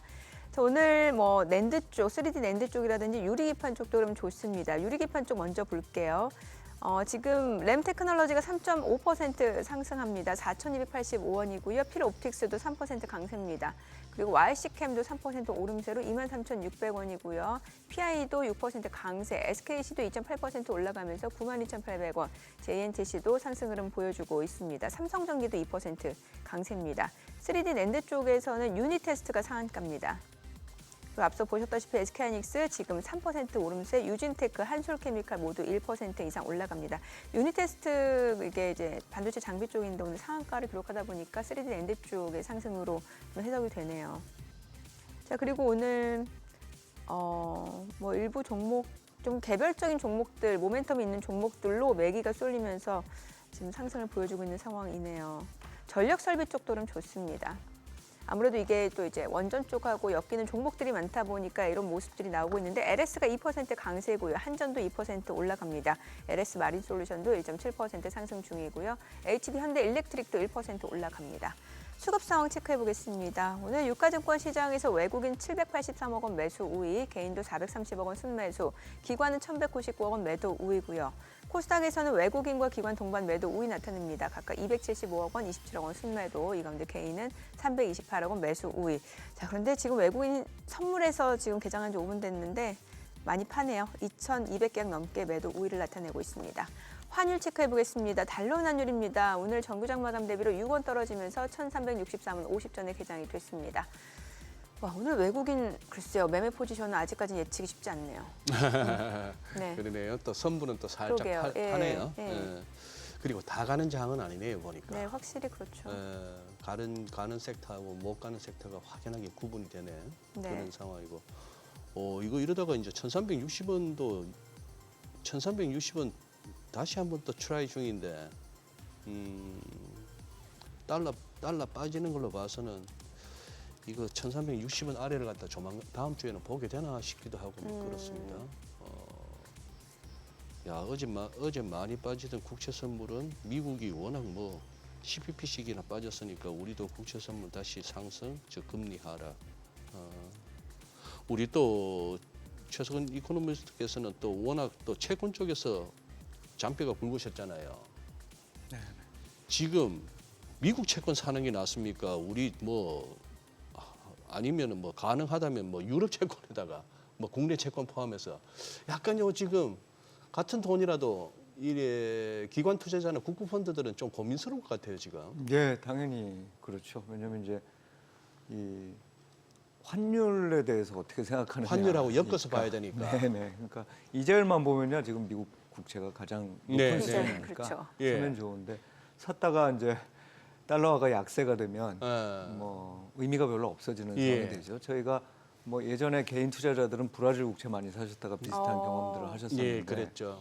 이자로 암만 많이 받는다고 네. 해도 환율이 변동성이 그렇죠. 훨씬 크기 때문에 그러니까 음. 원금 전체의 가치가 떨어져 버리는 거잖아요. 네. 환율, 이 말하자면 통화 가치가 떨어지게 되면 그래서 제가 보기엔 지금 굉장히 애매한 시점이긴 해서 포트폴리오를 조정을 크게 할 수는 없으나 그럼에도 불구하고 분명한 건 제가 보기엔 이 금리 차에 비해서는 환율의 움직임이 더 강하게 나타날 가능성이 높고 그렇기 때문에 달러가 국채에 너무 집중하는 거는 그렇게 썩 좋은 이 시기는 아니라고 생각해요. 그 말씀은 기본적으로 네. 달러 약세가 지속적으로 이어질 거라 보시는 거네요. 네. 달러 약세가 적어도 지금보다는 더 이루어질 수밖에 없는 환경 아니냐. 그래서 지금 이제 달러가 110 정도가 지수로서는 고점 수준이었죠. 그랬죠. 네. 예, 그랬다가 그게 이제 떨어지고 다시 반등하고 뭐 이런 과정을 좀 거쳐가고 있는데 예. 요게 다시 한 90 정도 수준까지는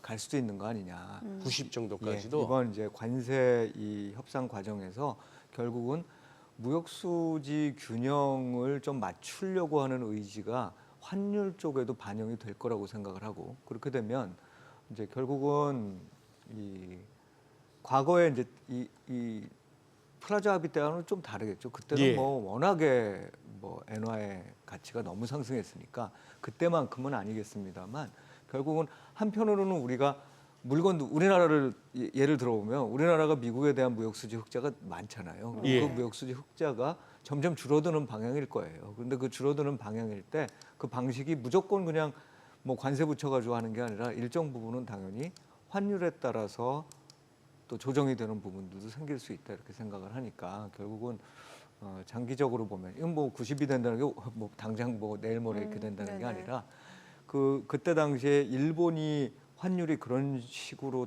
이 강세를 보이는데 한 2년간 걸렸잖아요. 네. 예.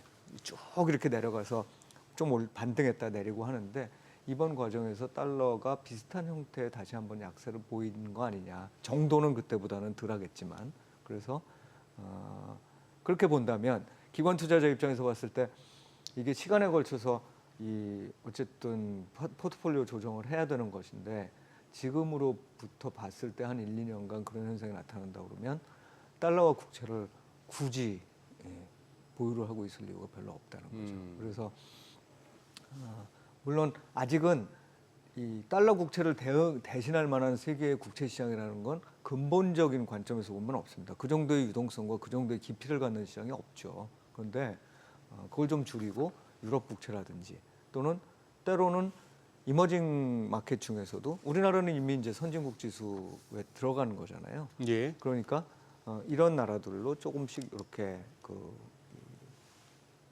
분산을 하는 이런 현상들이 나타나지 않을까 싶고 그게 맞는 판단이라고 생각합니다. 그렇다면 지금 저 미국 국채에 투자하고 있는 분들로서는 조금 이렇게 고민을 좀 하실 만한 시점이라 보세요. 그렇죠. 그러니까 개인 투자자들 많이 하신 걸로 제가 네, 생각하고 그러니까 있습니다. 예. 네, 많이 최근에 또 하신 것 같고. 투자금융업계에서 많이 또 마케팅 했지 않습니까? 예, 그런데 국채. 이제 그런 분들의 목표가 사실은 굉장히 이 장기 보유, 말하자면 장기 투자하시는 주식하시는 분들하고 좀 다르죠. 예, 예, 장기 국채 예, 보유하시는 예, 분들은 예. 만기 상환 받으려고 하시는 예. 거거든요. 근데 만기 상환이라는 얘기는 지금부터 또 한 10년간 얘기예요. 네, 예, 그거보다 더 긴 걸 사신 분들도 제가 봤는데 이제 짧은 거를 사실 때는 제가 보기에는 짧은 만기를 사실 때는 이거는 미국 국채에 너무 이렇게 집중하시면 안 됩니다. 그런데 긴 만기는 앞으로 10년간 어떻게 될지 알겠습니까? 사실 환율과 관련해서 예. 그랬을 때 강대국의 환율은 항상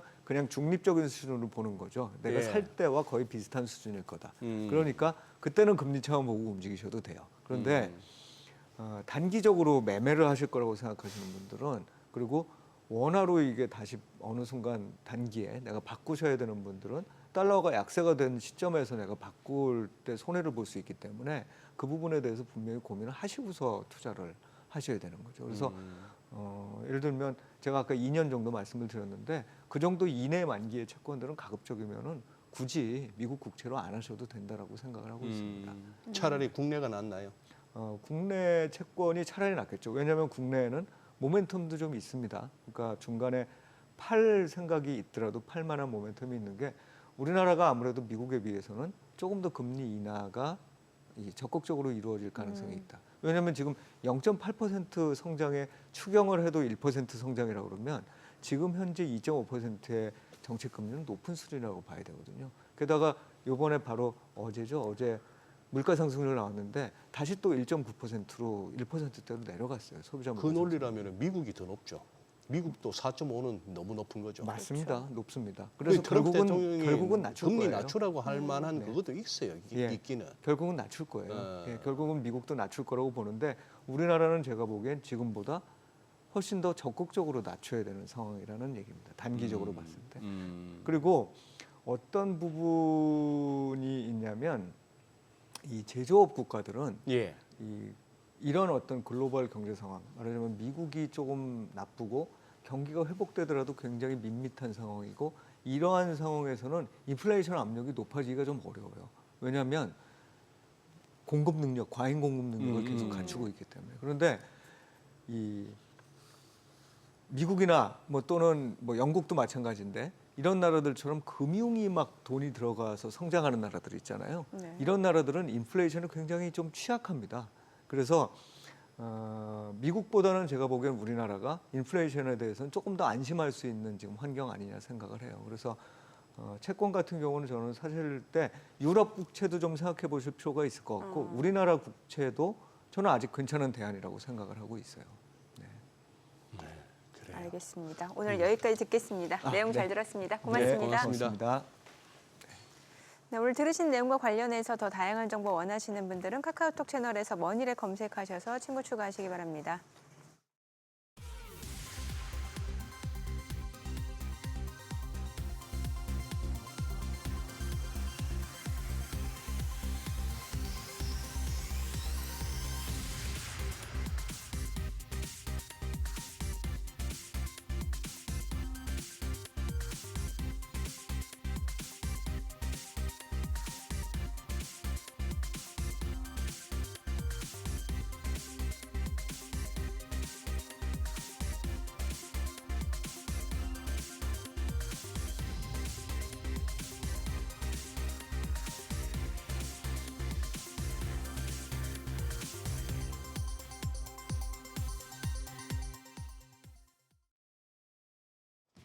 이 시각 시황입니다. 새 정부 출범 이후에 국내 증시 상승세 이어지고 있습니다. 오늘 코스피 0.8% 오르면서 2,800에 도전합니다. 현재 2,793포인트 가리키고 있고요.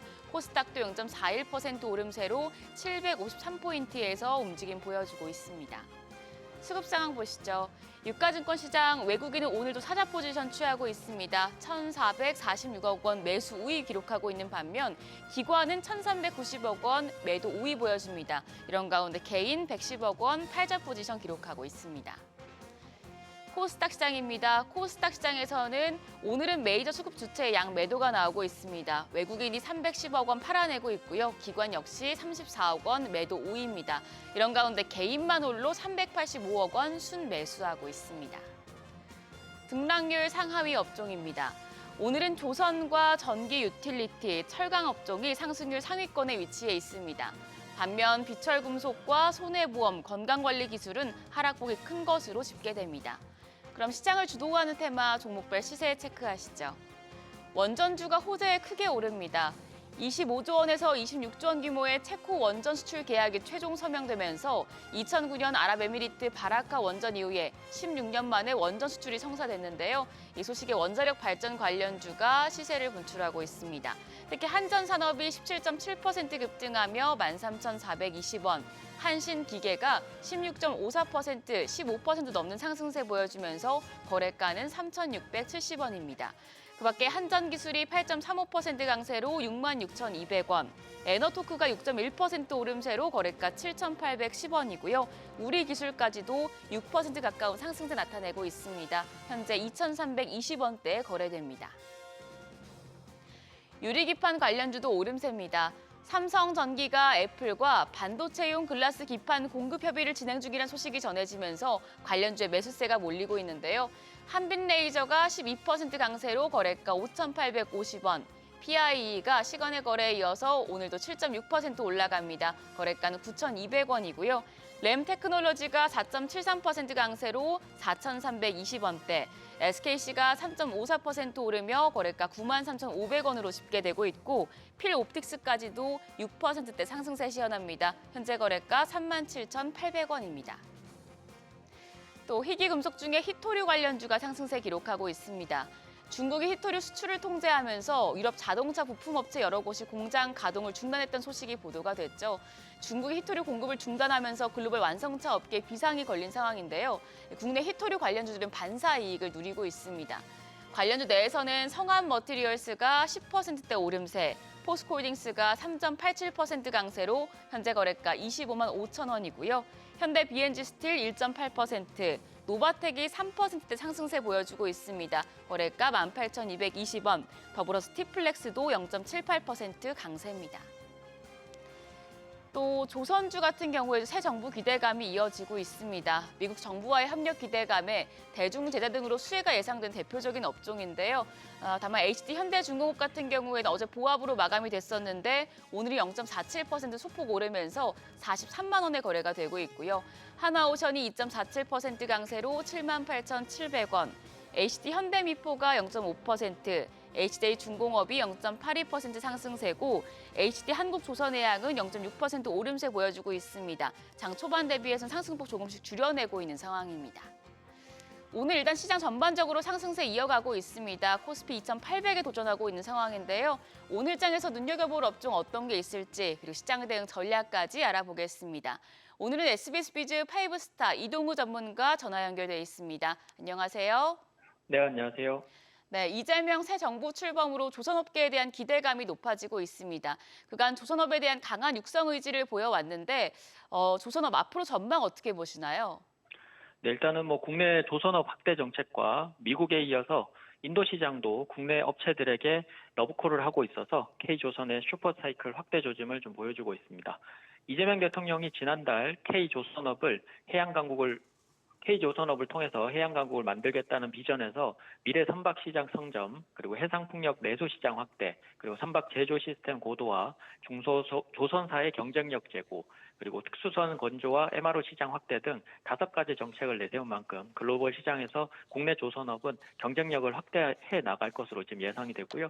또한 미국에 이어서 반중 정서가 강한 인도가 조선업 확대를 계획을 하면서 마리타임 압리 칼비전 2047 정책에 따르면 세계 20위권인 인도의 조선업 순위를 2047년 5위권 안으로 올릴 계획으로 하나로 551조 원 규모 예산을 투입할 예정입니다.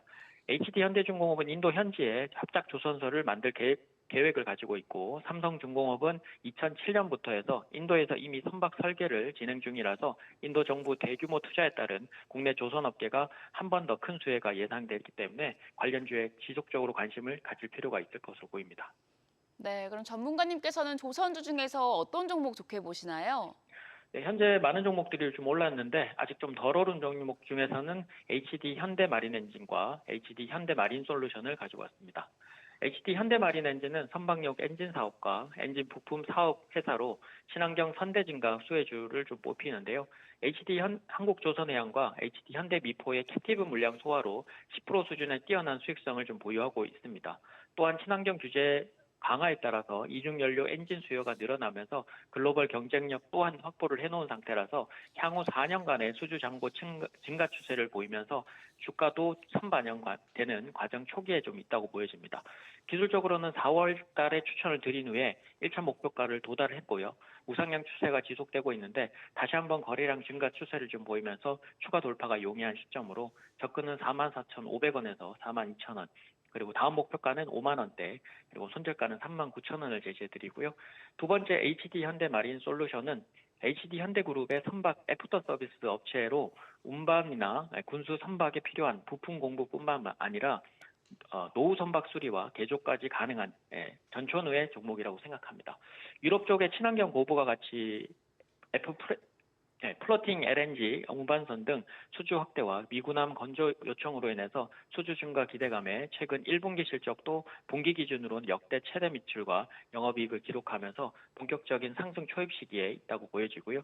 기술적으로는 올해 1월 말 고점과 작년 상장 초기 매물대가 있는 20만 원 부근에 있지만 본격적인 실적 반영과 수주 잔고 상승 기대감이 있으니 접근은 18만 3천 원에서 17만 5천 원대, 그리고 1차 목표가는 22만 원대, 손절가는 15만 8천 원을 제시하도록 하겠습니다.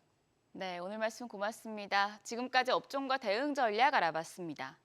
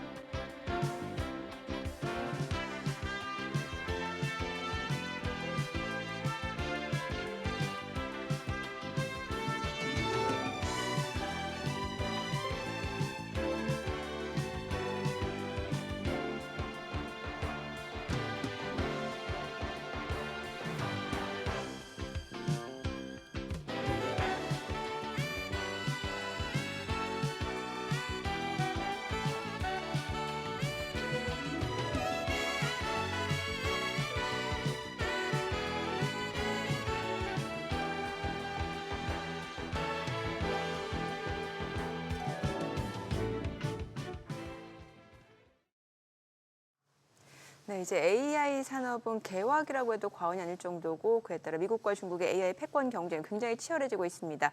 자, 이 모든 것의 핵심이자 중심이라고 하는 오늘은 또 HBM에 대해서 알아보겠습니다. 네, 국내에서의 또 HBM의 최고 권위자시죠. 카이스트 전기 및 전자공학부 김정호 교수님 모셨습니다. 어서 오세요. 어서 오세요, 교수님. 안녕하십니까. 반갑습니다. 예, 저희가 뭐 정권 방송이다 보니까 거의 매일 뭐 HBM을 갖다가 한 번 정도는 언급하고 갑니다만 오늘 교수님 참 귀한 시간 내주셨는데 HBM 제대로 한번 공부 좀 시켜주십시오. 네. 그럼 오늘 이 정말 프로그램 다 내려놓으시고 하루 종일 하시죠. 정말 그러고 싶을 정도입니다. SBS BG에서도 저를 불러주시는 거 보니까 HBM이 핫한 것 같긴 합니다. 네, 맞아요. 핫하긴 합니다. 예.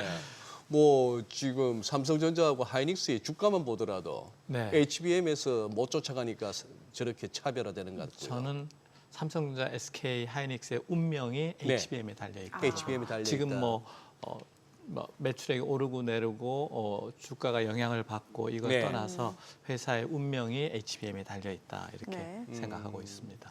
교수님 저 뭐 송구하지만 너무 기초적인데 HBM 저희들이 매일 합니다만 네, 뭐의 약자인지도 사실 잘 모릅니다. 네. 한번 좀 이렇게 설명해 이제 주시죠. 하이 밴드위드 메모리라고 하는데요. 우리말로 이제 고대형 메모리인데요. 고대형 메모리. GPU하고 메모리 사이에 데이터를 주고받아야 돼요. 네. AI가 생성을 하는 과정이나 네. 학습할 때 네. 우리가 챗GPT 써보면 단어가 천천히 나와요. 동시에 나오지가 않아요. 네. 그 이유가 GPU하고 HBM 사이에 데이터를 주고받는데 시간이 걸리는 거예요. 그래서 HBM이 GPU에 데이터를 빨리 보내기 위해서는 1초에 테라바이트라고 그래가지고 엄청난 양을 빨리 보낼수록 좋은 거예요. 네. 그래서 대역폭이 높아야 된다. 그래서 고대역폭 메모리고 그러려다 보니까 데이터를 주고받는 차선이 이제 늘어가고 예. 또 용량이 많아야 되니까 이렇게 적층하게 되고 이렇게 되겠습니다. 기본적으로 저희들이 알고 있는 개념은 기존의 그 D램을 갖다 쌓는 거 아닙니까? 쌓는 거는 이제 AI를 생성할 때 많은 학습량이 필요하니까 데이터가 많아야 되는 네. 거고요. 그거보다 더 중요한 거는 GPU에 빨리빨리 공급을 네네. 해줘야 돼요. 아까 차선이라고 말씀하신 예. 그 전달 경로, 차선이 속도도 빨라야 속도도 되고 빨라야 되고. 지금 이제 HBM3까지는 1024 라인 차선인데 네.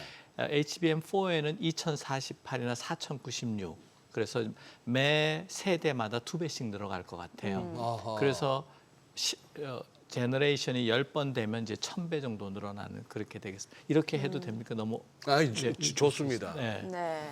아니, 교수님 저기 미시간에서 하게 하셨는데 그때는 HBM 이런 거는 뭐 개념이 없었을 거 아닙니까? 네. 그러면 제 옛날 얘기로 돌아가는데요. 그때는 제가 이제 박사학위로 레이저를 이용해서 반도체를 측정하는 그런 걸로 이제 박사학위를 했습니다. 예. 그런데 생각해 보니까 돈이 안 될 것 같더라고요. 그래서 그게 이제 93년인데 제가 예. 그때가 인터넷 넷스케이프가 나오기 바로 전이었어요. 네. 아, 미래에는 메모리 산업이 우리나라를 좌우하겠다. 이렇게 생각을 한 거예요. 그러니까 지금 보면은 정확하게 맞은 거죠. 30년 전인데. 네. 그래서 그때 저를 인터뷰하고 채용해 주신 분이 이제 진대재 아, 사장 예, 그 예. 당시에. 예. 그래서 그때 이제 D램을 배웠는데 네. 그때 이제 같이 일하시던 분이 지금 이제 사업부장하고 부회장들하고 이러신 분인데 제가 뭔가 기여를 해야 되잖아요. 그래서 네. D램이 이대로 갈까 뭘로 바뀔까 하다가 이제 지금 HBM의 모태가 되는 그 아이디어는 그때 나왔습니다. 96년에. 96년에. 그래서 30년을 계속 이 연구를 했습니다. 그러네요. 그래서 이제 애칭이 HBM의 아버지. 아버지인지는 모르겠는데 HBM을 자식만큼 제가 사랑하고요. 아니 자식 다음으로. 근데 이제 얼마 전에 이제 스승의 날 학생들이 저한테 케이크를 선물했는데 케이크 HBM 모양으로 만들어졌어요. HBM 모양 케이크. 그것도 작년에는 학생들의 케이크를 HBM3 모델로 했는데 네, 요즘 이번에- 저희가 이제 HBM8까지 하고 네. 개발하고 네. 있거든요. HBM6를 모델로 해서 케이크를 만들어 준 거예요. 지금 현 단계가 뭐 3E, 4 정도 이제 아닙니까? 4가 개발되고 있는 거죠. 되고 있는데. 저희는 15년, 20년 후까지 연구를 합니다. 아. 예. 그래서 허허. 6월 11일 날 저희가 유튜브로 생중계해서 아침 9시부터 저녁 6시까지 한 9시간 동안 그 로드맵별로 쫙 기술 발표를 할 예정입니다. 그러면 이제 그걸 발표하면 기업이 그걸 따라올 거냐 말 거냐는 이제 그 기업들의 선택이고 그 로드맵 따라 잘 다 따라오는 기업한테 주식 투자하시면 좋은 일이 있을 거다. 아니 그럼 유튜브에서 그 로드맵을 발표하신다. 6월 12일 날. 11일 날. 11일. 11일 날은 줌으로 하고 네. 그거를 다 녹화해서 아마 하루쯤 지나서 유튜브에 공개할 예정입니다. 뭐라고 유튜브에 검색 검색하면 들어가면 될까요? 될까요? HBM 로드맵. HBM 아마 로드맵. 로드맵 하면 검색이 될 겁니다. 네, 한번 좀 봐야 될 것 예. 같은데. 그래서 하여튼 케이크도 매년 학생들이 그래서 케이크를 이제 못 먹어요. 자르 먹을 수가 없잖아요. 너무 사랑하고 아끼니까. 아니, HBM 모양인데 그걸 자르면 안 되죠. 네, 그래도 네. 먹었습니다. 집에 가서. 교수님 그러면 HBM의 어머니는 지금 누구십니까? 어머니. 저희 와이프 아닐까 싶어요. 왜냐면 제가 이거를 아. 뭐 이것만 하루 종일 제가 하는 일이라고는 한화 야구 하이라이트 보는 거 하고 이 HBM밖에 없는데 그걸 다 봐주고 있으니까 그렇게 옆에서, 예. 그렇게 살아도 된다고 허락했으니까. 예, 아니 왜 그렇게 카이스트 하겠습니다. 재직 중이라서 한화입니까? 아니면 원래 고향이 이제 그쪽이십니까? 카이스트 재직 중이다 보니까 대전에 오래 살다 보니까 네. 요즘 또 한화 야구 재밌습니다. 예. 네. 근데 이상해요. 맨날 저의 정상인데 이렇게 돼가지고. 근데 그 마음 변치 않고 계속 갔습니다. 저희 연구실 학생이 이제 한 30명 되는데 전체가 지지난주에 한화 야구장 새로 지은데 맨 위에 VIP 하는 그 회장님이 보는 네, 예. 게 있어요. 한화에서 그걸 저희한테 오. 열심히 연구한다고. 열심히 그래서 연구한다고. 저희 연구실 요즘 인기가 많이 올라가고 있습니다. 그러시구나. 자, 그래서 다시 HBM 얘기 들어가면 그러니까 기존 메모리는 일단은 지금 GPU하고 약간 좀 별도로 네, 그러니까 CPU에 맞게 설계돼 있었던 설계되어 있는 거죠. 거고 지금 HBM은 GPU 바로 옆에 그렇습니다. 수직으로 적층할 수 있는 그리고 구조니까 차선을 많게 해서 대역폭을 높인 그래서 거죠. 속도 되게 빠르고 네. 거기다 저전력까지도 차이가 있다는 이제 거잖아요. 저전력은 아닌데 아니에요. 전력이 높으면 네. 열이 나요. 네. 그러면 성능이 확 떨어져요. 아. 그래서 젠슨 황이 열받잖아요. 그 예, 예. HBM이 예. 열받아가지고. 발열에. 예. 그래서 냉각이 굉장히 중요한 기술인데 그래서 메모리도 잘 만들어야 되고 쌓기도 잘해야 네. 되는데 동작할 때 전력 소모가 높아지면 이게 치명적인 약점이 되고 전력 소모가 많아지면 열이 높아지는 네. 거예요. 그러면 이 데이터 센터 AI 그 생성 서비스를 하는데 데이터 센터가 셧다운이 일어나요. 오류가 아하. 있어요. 그러면 가동률 떨어지고 서비스 떨어지고 이게 그러니까 치명적인 거예요. 그러니까 네네. 젠슨 황도 이걸 만들어서 마이크로소프트나 뭐 아마존이나 어디 팔아야 되잖아요. 오픈 네네. AI. 예. 그게 가장 큰 고민거리인 거예요. 전력이 많이 들어서 원자력 발전소를 지어야 된다는 네. 거 하고 네. 전력이 많이 쓰면 열이 나서 이게 자꾸 셧다운이 되는 거예요. 음. 그래서 미래는 아마 10년 후는 삼성전자, SK 하이닉스의 운명이 열을 얼마나 줄이느냐, 열을 얼마나 방출하냐, 냉각 기술. 예. 그래서 아마 삼성전자가 유럽 계통의 냉공조 기술 그 회사를 M&A 했을 거요. 예. 그래서 여러분들 주식 투자 한다면 에어컨, 뭐 공냉, 수냉 뭐 이런 예, 거 예. 상당히 그게 우리 또 다른 원전 다음으로 우리한테 기회가 오는 산업이 아닌가 싶고 반도체도 성능이 거기서 결정이 될 것 같습니다. 얼마나 여기하고 지금 말씀하신 발열 부분하고 네. 네, 소위 말하는 뭐 액침 기술하고 연관이 있습니까? 제가 놀랍습니다. 저는 1년 전만 해도 네. 아무도 그런 얘기를 안 했어요. 근데 앵커님께서도 액침 그 이제 발열이 되는데 저 지금 칭찬 들은 거죠. 네, 예, 맞아요. 발열이 되는데 냉각을 시켜야 되잖아요. 네. 그러려면 접촉 면적이 넓어야 돼요. 액체하고, 액체하고. 그 액체나 기체하고. 그래서 네. 오토바이 그 엔진 표면이 좀 주름이 이렇게 있잖아요. 그게 주름이 다 있죠. 면적을 넓히는 거예요. 그래서 HBM이나 GPU하고 냉각을 시키려면 이 잔체 자체를 그냥 액체 속에 집어넣어야 되는 거예요. 근데 그게 이제 일종의 냉각수인데 네. 그게 이제 전기는 통하지 않는. 그래서 아마 HBM5 정도부터는 아예 데이터 센터 자체를 물에 넣어야 된다 제 생각이고요. HBM4는 아마 3도 그럴 텐데 이 GPU나 HBM 뒤에 냉각판인데 글로 물을 통과시킵니다. 그러니까 모빌리티는 없는 거죠. 그냥 물인가요? 조금? 근데 그 뭐죠? 우리 그 자동차의 냉각수처럼 네네. 전기가 안 통하고 예, 녹이 안 예, 쓰는 예. 그다음에 흘렀을 때 인체에 해롭지 않은 이런 네. 액체로 해야 되는데 현재도 그런데 예. HBM8쯤 가면 예. 반도체 안으로 물이 통과해야 됩니다. 반도체 반도체 안으로? 안으로. 네. 그래서 혹시 앵커님 TSV 들어보셨나요? TS. 또 저를 부르셔야 되겠는데. 그러니까 저 지금 못 알아들었어요. 이제 이제 HBM을 적층을 해야 되는데 데이터를 빨리빨리 보내야 되잖아요. 그러니까 네. 데이터 엘리베이터를 설치해야 되는 거예요. 아, 빛의 속도로 데이터를 주고받는. 빛의 네. 속도로. 네, 그러니까 뭐 100층짜리 초고속 엘리베이터를 설치해야 되는데 그거를 스루 실리콘 비아라고 저거 해요. 그림에서 어떻게 이해하면 되겠습니까? 저 노란색 가운데 아, TSB. 이렇게 아래 위로 이렇게 TSB. 뚫린 데 있잖아요. 네. 예. 저게 이제 데이터를 주고받는 엘리베이터예요. 저기가 저거 설계가 또 크게 중요합니다. 저게 늦어지면 그 대역폭이 떨어지는 거죠. 그러네요. 그러면 젠슨 황이 잠바 벗고 이제 열내는 거죠. 그래서 우리나라 안 오고 자꾸 대만만 가는지 모르겠습니다만 제가 그 꿈이 젠슨 황이 한국에 오는 거 하고 예. 그 잠바 벗고 예. 넥타이 메고 오는 거. 넥타이 메고 그분이 오는 거. 시진핑이나 트럼프한테는 넥타이 매더라고요. 아하. 네, 그 근데 가죽 우리나라는 잠바 지금 벗고. 그냥 뭐 화상으로만 이렇게 하는데 그게 네. 이제 데이터 엘리베이터인데 미래에는 저 엘리베이터가 전력도 공급해야 되고 냉각도 시켜줘야 돼요. 저 엘리베이터로. 네, 교수님. 네. 아까 저 HBM의 구조 그 화면 다시 한번 띄워주시면 저희가 저렇게 저게 2010년도에 저희가 그린 그림이 아직도 돌아오고 근데 있습니다. 저걸로 많이들 공부를 하시는데 네. 지금 보면은 거의 무슨 뭐 어지간한 애들 장난감 크기입니다만 화면에 네. 저게 실제는 높이는 한 종이 한 10장 정도 있는 높이고 종이 10장 정도. 네, 높이고 넓이는 한 3cm 바이 3cm 정도. 그 정도. 네, 요만한 거죠. 근데 요만한 데서 1kW를 써요. 라면 하나를 끓이는 거예요. 그러면 액체 냉각을 하더라도 물이 이제 끓고 나오는 거죠. 아하. 예. 예. 네, 그런데 저거는 이제 HBM3까지고요. HBM4부터 저게 일종의 저는 주상복합 건물이라고 보는 거예요.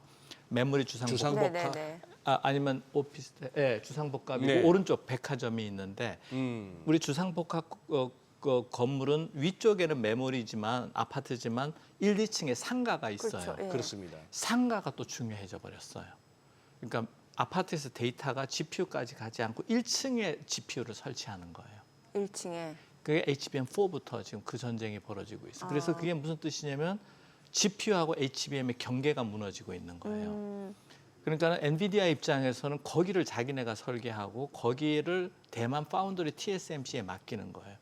그럼 우리나라는 아파트 도장 뭐 싱크대만 붙이고 있고 이러는 거고 주요 설계는 이제 엔비디아가 하게 되면 주도권이 그렇게 가는 거고. 그 말씀은 HBM하고 GPU가 융합될 수 있다는 그렇습니다. 말씀인가요? 현재 HBM4부터가 이미 시작이 됐습니다. 이미 시작됐다. 그래갖고 삼성전자는 그런데 그 주상복합 건물의 1층인 베이스 다이를 직접, 그러니까 GPU를 직접 설계해야 되는 거예요. 그리고 삼성의 파운드리에서 그 성능이 나와야 되는 거예요. 네. 그리고 전체를 설계돼야 되는 거예요. 그러니까 삼성의 총력전이 여기 투입이 되고 여기서 진정한 승부가 일어나고 있다. 이렇게 생사를 거는 승부가 일어나고 있다. 이렇게 생각을 합니다. 그럼 SK 하이닉스는요? SK 하이닉스는 그 작업은 엔비디아하고 TSMC하고 같이 하는 협업하고 거죠. 있고. 그쪽 생태계에 들어가 있는 거죠. 그래서 크게 보면 엔비디아, SK 하이닉스, TSMC 생태계와 예. 삼성이 혼자 대항하고 있는 거죠. 그래서 우리가 다 삼성을 엄청 응원해야 됩니다. 응원해야 된다. 네. 지금 화면에 지금 저건 HBM4 새로 나온 게 왼쪽인 거예요? 왼쪽? 이 왼쪽에 그 예. 주상복합 건물의 1, 2층 상가를 더 많이 강조하는 그림이 되겠습니다. 그럼 위로 수직으로 적층하네요. 그리고 HBM8쯤 가면 네. 이제 그 GPU하고 HBM이 하나가 아니라 여러 개가 놓이게 돼요. 그래서 네네. 크기가 커져요. 그럴 때쯤 유리 기판이 사용이 될 것 같습니다. 유리기판. 요즘 또 그 주식 투자하시는 네. 분들이 양자 컴퓨팅 유리 기판 관심이 맞아요. 많으신데 예. 제가 따로 말씀드릴게요. 뭐 언제쯤 주식을 사야 되는지. 제 말 잘 들으신 분들은 제가 10년 전부터 엔비디아 주식 사라고 그래도 들은 분이 있고 안 들은 분이 있고 그건 뭐 개인의 선택이신데 네. 시청자들의 선택인데 GPU, HBM8쯤 되면 GPU 위에 HBM이 올라갈 것 같아요.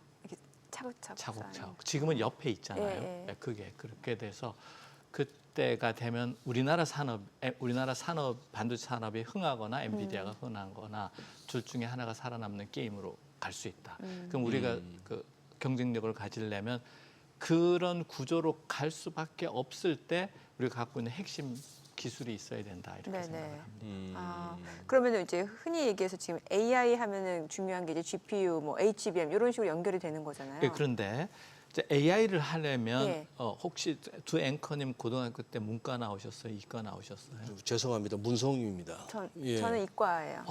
그러면 네. 이과생끼리 더 예, 이과 출신들끼리 예, 근데 말씀하십시오. 행렬 계산이 있잖아요. 예. 행렬 계산이 이제 핵심입니다. 인공지능의 알고리즘이 생성 알고리즘이 그런데 행렬 계산을 할 때 데이터를 그러니까 그래픽 처리나 인공지능이나 거의 다 99%가 행렬 계산이에요. 네.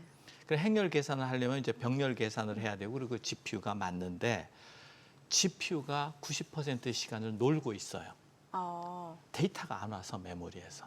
너무 늦게 와서. 예. 그래서 샘 알트만인가요? 그랬어요. 예. 뭐 지브리인가 그림 그릴 예, 때 예. GPU가 녹는다. 예. 그 말이 맞긴 해요. 너무 뜨거워서. 근데 진짜 바쁜 거는 HBM이에요. HBM. 예. HBM이 데이터를 줘야 뭐 계산하고 생성을 하잖아요. 그래서 미래 AI의 성능 그걸 우리가 스루풋이라고 그러는데요. 1초에 몇 장의 그림을 그려내느냐. 네네. 몇 명한테 동시에 그림을 그려내느냐. 이게 HBM에 달려 있습니다. 그래서 여러분들이 투자하신다면 이게 이제 유튜브에 나오면 이제 평생 제 그 기록으로 남을 텐데 제 말이 틀리면 미래에 이제 사과 드릴 텐데 어차피 뭐 미국 그 오타니도 사흘은 안 되더라고요. 오늘 얘기한 것 중에 한 40%는 맞을 것 같은데 HBM이 AI 성능을 좌우하니까 HBM과 관련되는 반도체 회사, 장비 회사, 소부장 회사 이런 데 투자하시면 좋으실 거다. 이렇게 아니 생각합니다. 그러면 제가 언뜻 듣기에 그 GPU 위에 앞서 그 HBM 쭉쭉쭉 네. 수직 적층이 되는 게 네. 이게 많이 쌓으면 쌓을수록 좋게끔 되는 게 예, 좋고 엘리베이터를 많이 하면 좋은데 예. 열이 많이 나니까 이제 냉각 문제가 그런- 있고 그 높이 제한이 있어요. 아, 높이 제한. 컴퓨터를 슈퍼컴퓨터 만들 때 이렇게 하나씩 끼우는데 높이 제한이 아. 있어요. 그 뒤에 또 물이 흘러야 되고 전기가 흘러야 되고 에어컨이 돌아야 되고 그래서 저는 HBM7부터는 HBM 하나가 아니라 타운처럼 수십 개가 마을을 이룬다고 이렇게 보는 거예요. 그러면 이 기판 사이즈가 1m 바이 1m까지 네네. 가요. 그러면 실리콘이 안 돼요. 그때는 이제 유리기판이 유리기판으로. 들어가야 돼요. 근데 이제 유리기판의 문제는 뭐냐면 구멍을 뚫어야 되는데 거기도 엘리베이터 예. 잘 안 뚫려요. 물질이. 레이저로 뚫어야 된다는 게 있고 그다음에 실리콘하고 열 팽창 계수가 달라요. 네. 예. 온도가 그럼 나중에 깨질 위험이 있고 그러네요. 예. 또 그다음에 열 전도율이 좀 나빠요.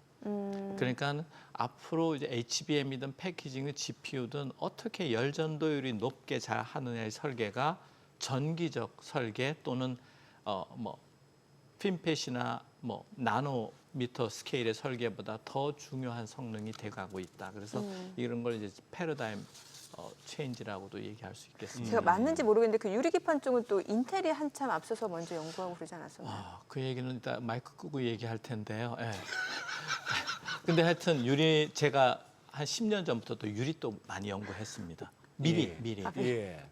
그래서 했는데 그래서 코닝 아사히 글래스를 이용해서 실제로 기판 만들어서 인터포저라고 그러는데 해봤었습니다. 그런데 네. 지금 유리 기술이 훨씬 더 발전되긴 하는 것 같습니다. 예. 근데 조금 현재는 그 HBM의 기판이 실리콘으로 사용됩니다. 네네네. 그거 바뀌는 데는 조금 시간이 걸릴 것이다 이렇게 생각합니다. 열전도 문제 때문에. 예. 교수님 지금 우리 HBM 부문에서 우리 한국의 경쟁력이 어느 정도입니까? 시장으로 보면 네. SK하이닉스하고 삼성이 90% 차지하는 거죠.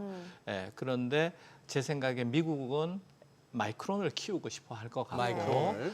중국도 자체로 개발을 시작했다고 저는 봅니다. 그래서 저희하고 경쟁 국가하고 우리 그 학교 운동장 트랙 돈다고 하면 한 4-5m 정도 떨어져 있는 것 같아요. 우리가 앞서가고 있습니다. 근데 우리가 보통 순위가 뒤집어지는 게 뛰어가다가 바톤 터치 떨어뜨리는 거. 그렇죠. 뛰어가다가 넘어지는 거. 예. 예. 그러니까 쉴 틈이 없습니다. 예. 지금 그런데 지금보다 근데 이제 SK 하이닉스는 제가 이런 얘기 세미나도 많이 하고 공동 프로젝트도 하고 삼성도 다 했는데 네. 경영진의 결국 판단이 중요하지 않겠습니까? 얼마나 근데 이제 SK 하이닉스가 제가 조금 더 이 HBM에 관해서 조금 더 긍정적으로 봤던 게 10년 전에 저는 뭐 1년에 몇 번도 하이닉스 이천 공장을 가는데 건물 이름이 TSV더라고요. TSB. 그러고 보고 여기는 되겠다 이렇게 생각을 했죠. 근데 앞으로도 반도체 경영진들이 그런 더 과감한 생각으로 미래를 보고 투자를 해야 될 것 같습니다. 그게 리스크는 있죠. 틀릴 수도 있고 맞을 수도 있는데 패스트 팔로워에서 우리가 추격자에서 선두자로 가려면 그런 용기와 안목이 있어야 된다 이렇게 생각합니다. 교수님 지금 화면에 보시죠. 반도체 관련주에서 삼성전자하고 SK하이닉스가 오늘 두 개 다 오릅니다만 상승폭이 저렇게 차이가 납니다. 어디가 더 높은 지금 거예요? 삼성전자는 1.38% 앞에 화면 보시죠. 삼성전자가 1.38% 오르는 SK 반면에 하이닉스는 5%. 4. 거의 뭐 4.7. 저게 앵커님 외국인들이 주로 매수하는 건가요? 국내 분들이 하는 건가요? 지금 분위기로 봐서는 외국인들이 그동안에 지금 주도했습니다. 네. 최근에는. 그래서 오늘은 외국인이 사요. 저는 저게 뭐를 뜻하냐면 예.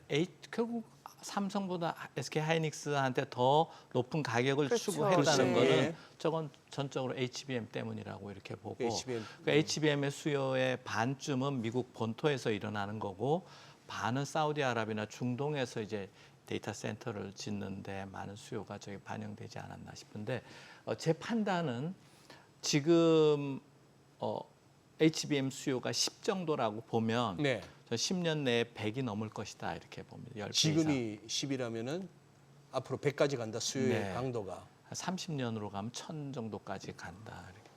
이거 맞으시면 나중에 커피 한 잔 30년에 제가 어디 있을지 제가 상암동은 잘 안 오는데 혹시 시내에서 뵈면. 근데 이제 제 말이 숫자는 틀릴 수 있어요. 예, 예, 근데 예. 이제 방향을 제가 강조하고 있는 거예요. 지금 대전에서 오늘 오신 거예요. 어제 봤습니다. 어제. 예. 아니 제가 왜 여쭤보면 지금 시간이 저희가 생방인 게 너무 아쉬운데 네. 아니 그래서 제가 아침에 출근하기 전에 가끔 8시에도 이게 시작하지 않나요? 저희 8시부터예요. 2시간짜리 통으로 잡아주면 제가 또 그냥 오겠습니다. 특집으로. 네. 그렇죠. 이런 AS 얘기 하루 2시간 내내 해도 할 얘기가 많습니다. 아니 그니까요.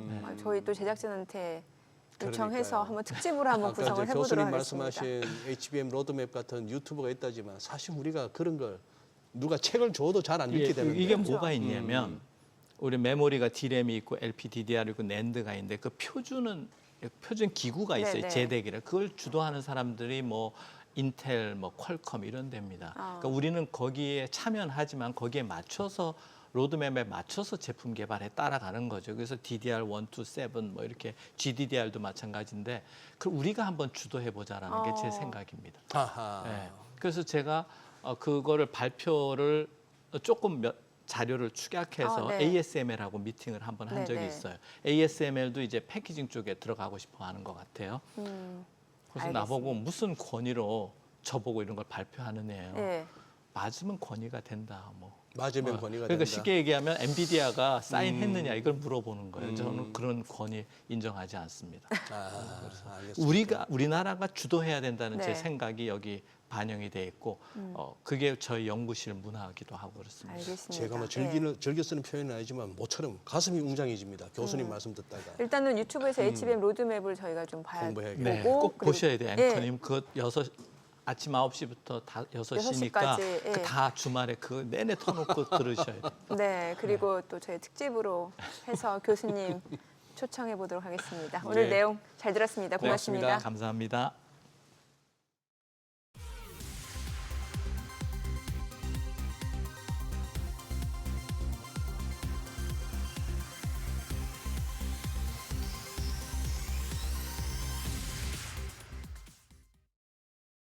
네, 오늘 양시장 지금 코스피, 코스닥 오늘 코스피 흐름 확실히 좋습니다. 뭐 코스닥도 마찬가지네요.